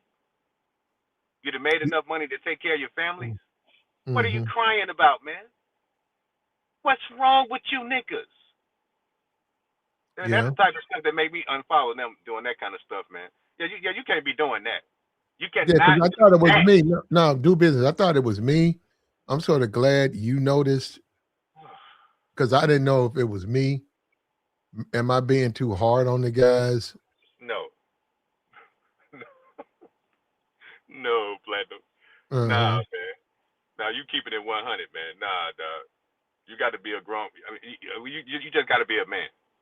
Period, dog. You Mm-hmm. got to be a man, dog. Man, you know how many times, I done got tired of driving trucks, putting up with crazy people in traffic, dealing with these Mm-hmm. crazy people at these warehouses and distribution centers. I didn't work with crazy fools that had been in prison when I first got started driving trucks. I didn't work Mm-hmm. with some maniacs, man. I just kept going. I'm talking about straight maniac. I didn't work with dudes that didn't even know how to bag up the trailer. Who the hell gave you your CDL? I'm getting upset with them. I done had to put up with so much stuff, and I still keep on going strong. You see what I'm saying? Because every year, you should get smarter. Every day, you should get smarter. You should be learning something. Find another strategy. You see what I'm saying? Because I mean, I ain't trying to drive trucks for the next 10 or 20 years, but I got to do it right now, and I appreciate what I do. That's what loving what you do means everything to me. Having a skill, developing, more skills means everything to me because, can't nobody stop you. You always going to have opportunities. But when you begging like these fools, Yeah. it's just a bad look, man. You cannot be begging no one for acceptance. I don't care about somebody liking me. I don't like you. Yeah. Have a Hold on. nice Hold on. day. Now check this out. Fair use, fellas. We'll play it again. Because that means the world to me. Or like, when I go home, and this kid, like OGs and like aunties and stuff, you know?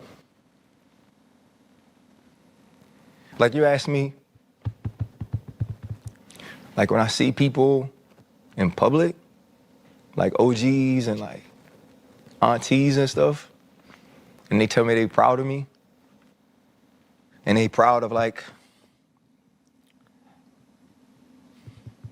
Friends sort of let him down too, man. Which one is that? Do business. I think his friend let him down. Who you talking about? You talking about the light skinned dude? No, the other dude. That's Fred Taylor. He Yeah, went to the University of Florida. Fred sort of leaving him hanging like that, man. What you mean? Fred is crying. This guy. Watch this. Oh, All of them, yeah. what are your thoughts, man? it's a good question. It depends on when you ask me.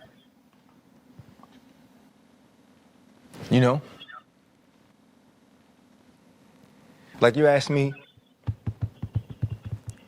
like when I see people in public, like OGs and like aunties and stuff, and they tell me they proud of me, and they proud of like,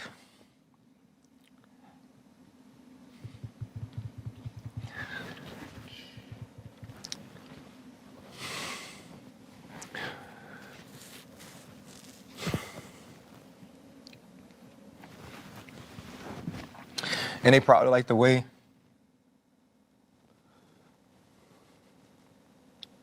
I represent the community. Look at Yeah. that. Oh, I gotta stop this.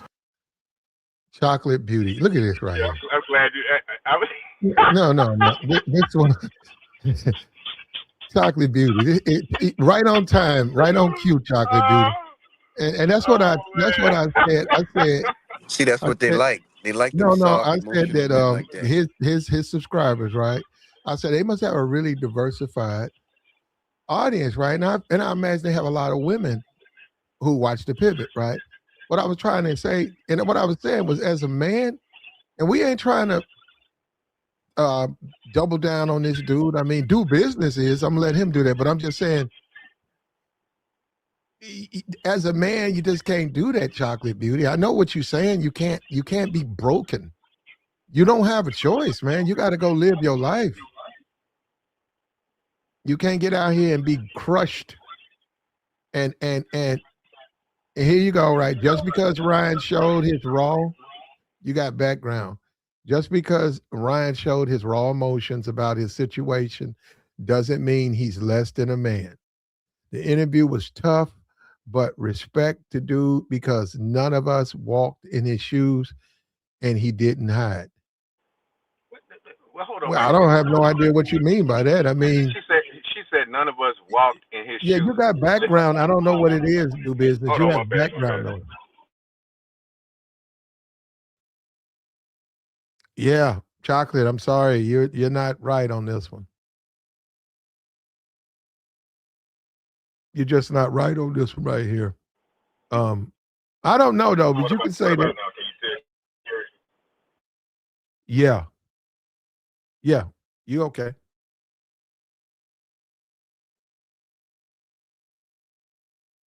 Sam, like, that's what I'm saying. A lot of us have been through situations where we felt like, giving up or breaking down. It just depends on who you are and how you respond to it.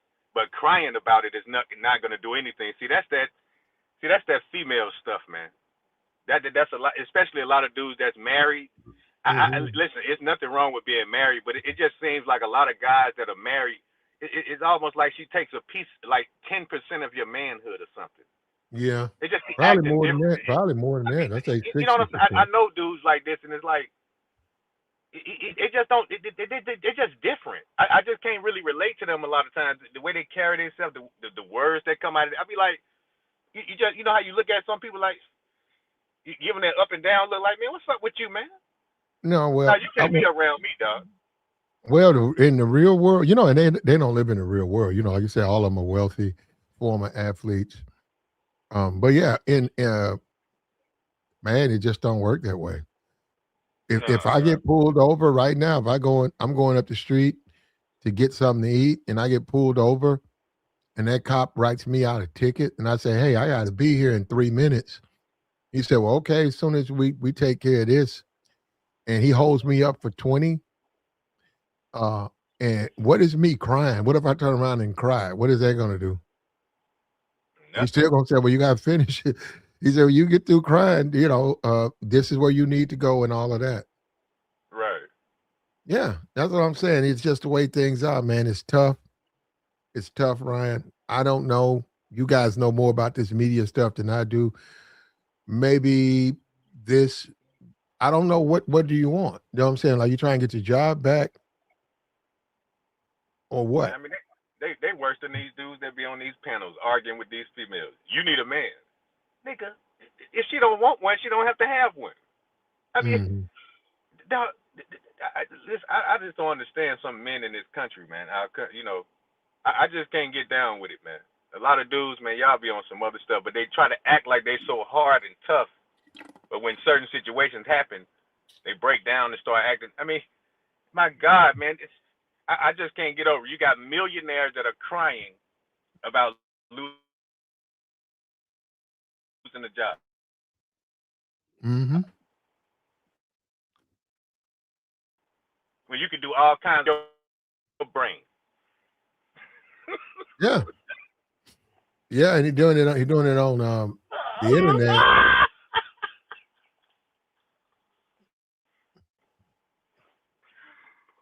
Yeah. Boy, y'all He niggas is soft, man. he's doing it on the internet. And yeah, he says son's gonna see this, yeah. And he's sort of shaking too. If you look at him, he's sort of shaking in that chair. When he got to that I want to just fit in part, he was shaking. So he probably was restraining himself from really, really crying the way he Oh my wanted to. God, man. You don't do that, man. Oh my. and she's talking about emotional intelligence. I just, Lord have mercy. Lord have mercy on some of these dudes, Platinum. I don't know what happened to you, but you can always get your manhood back. Don't let nobody take your manhood. I just, y'all gonna have to stop hanging out with these females sometimes, man. Sometimes you need to just hang out with yourself, man. I ain't telling you not to deal with women because I deal with women too, but I always maintain the dominant position. I don't care who she is.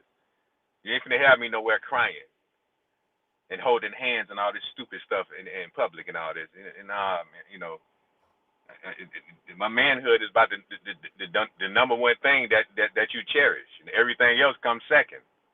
You can't let nobody take your manhood. If you ain't got that, you ain't a man no more.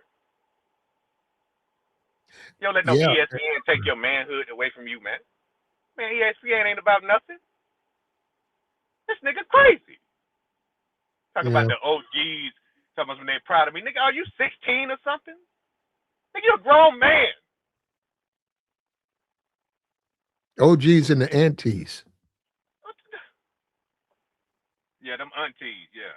Yeah. I I don't even mean, like some of my aunties. Platinum, but I ain't his even gonna friend lie. let him down too. Fred Taylor let him down because Fred Taylor got weak, and it's one of those "don't cry, you'll make me cry." I think all of them let him down, man. You got to stand up for your boy, man. Yeah. Yes, we live in a different world, man. We just live in a different society now, man. It used to be unacceptable for a man to cry. Now a guy can go on the internet and just have himself a nice, healthy, warm cry.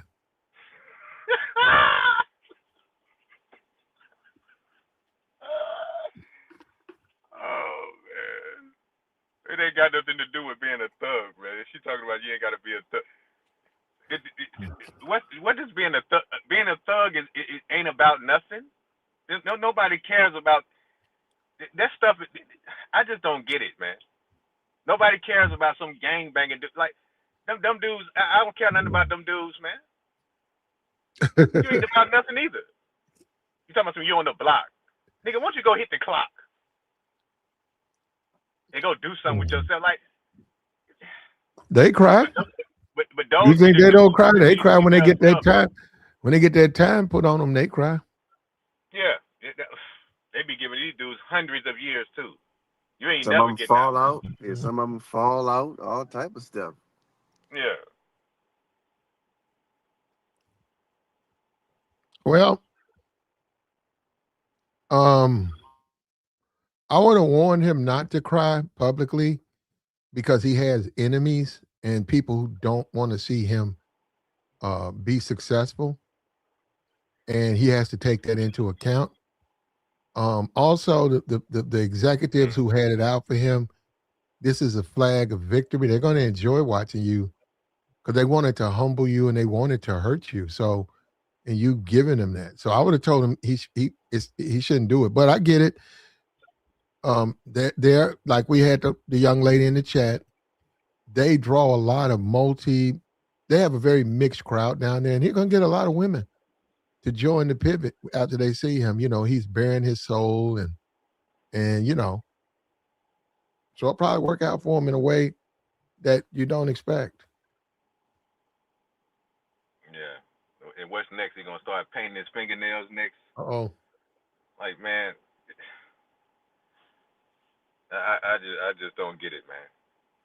It's not about being tough and all this stuff they're talking about in the chat. It's not about that. It's just about being a man. I mean, y'all been listening to Platinum for a good time now, so y'all know what time it is. I'm yeah, sure you done told him plenty of times, Platinum. I mean, this goodness is the gracious. Slaw channel. You know, I mean, God. I'm gonna have to. I gotta get man. I gotta do another channel, man, because I don't know. This crowd may not be used to what I'm used to. So, but this is a sad day for Ryan, his friends. Um, the ESPN got the power, man. You know, they have the power. They control, who works there, who doesn't. And he said he got fired. He wasn't a part. He wasn't a part of no mass layoff. He just got flat out fired. And he's always going to have to deal with a black man. He is a black man. How do you express yourself without getting fired?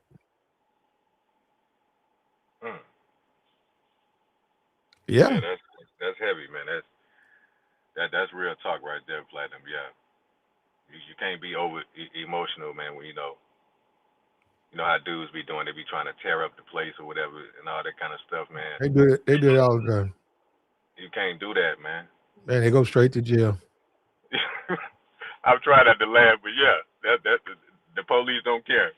You damaging property, yeah, you got to sit Mhm. down for a couple of days, man. Get yourself together.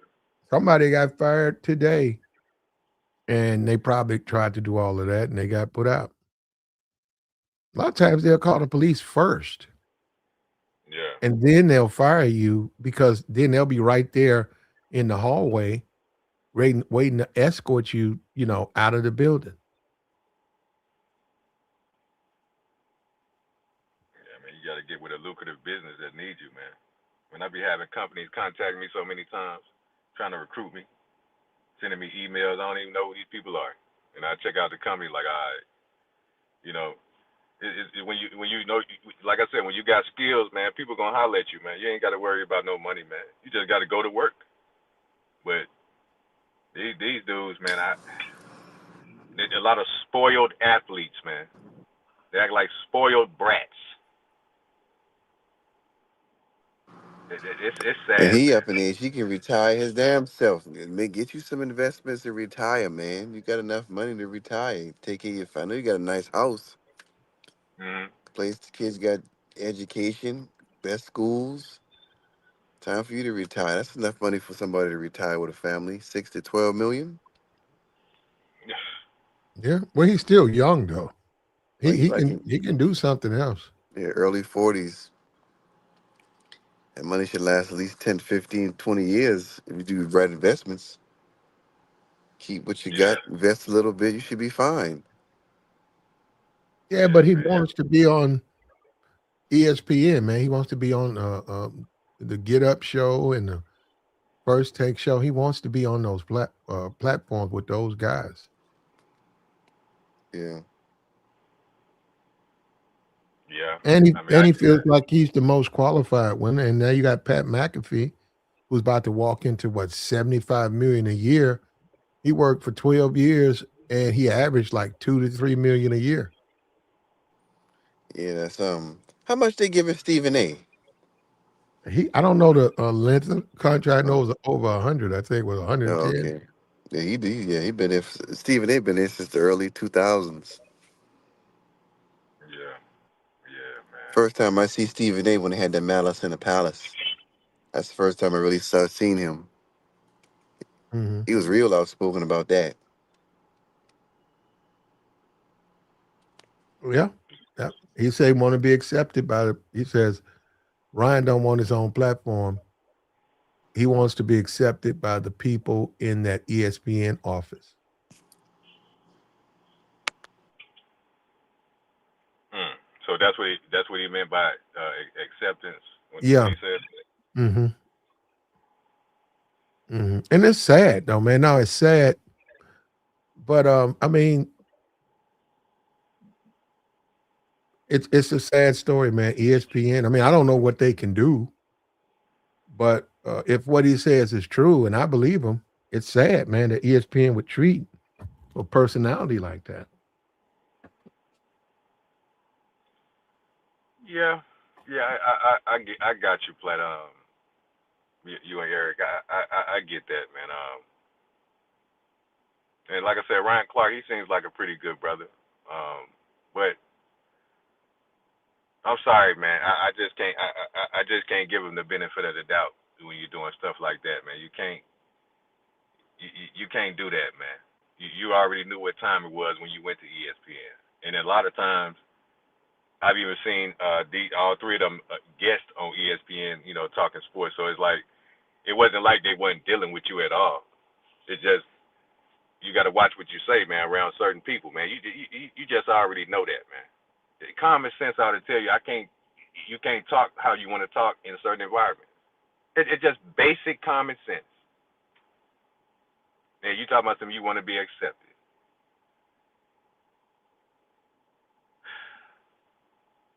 The niggas is finished, man.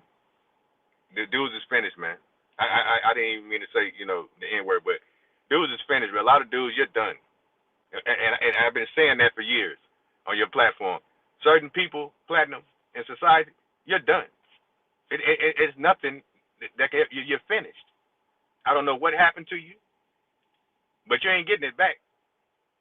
Once Oh, you're done, you're done. I was muted up, bro. And that's Ryan Clark. The whole thing's on the pivot. This is our response. I do wonder what was the point. Like, I know you want to let the world know, but was this an opportunity of you trying to go back to ESPN, and would you want to go back to ESPN? If you said there's a guy out there, you've been trying to get rid of you, why would you want to go back and work for the guy? So it's a bad situation, man. But we're gonna go ahead and shut this down, man. And we All right, dog. appreciate it, man. It's Saturday, man. Go out there. It's summertime. Go out there, enjoy yourself, live your best life. Yes, sir. Yeah. Okay. Stay out And of trouble. Don't argue with no broke people. yep. There you go. There you go. Or no Peace rich out. people. Or no rich Yeah, people. So nobody at all. It ain't worth it. It ain't worth it. yeah. Well, we're men now. As men, we live the lives of men. So we either gonna be with one or two people or nobody or our woman. So all of that thugging and five deep and all that, not men. Boys, yeah, not men. True.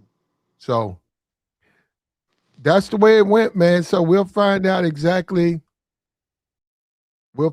later what becomes of this. Those are our thoughts, those are our contributions. We appreciate it, man. We out.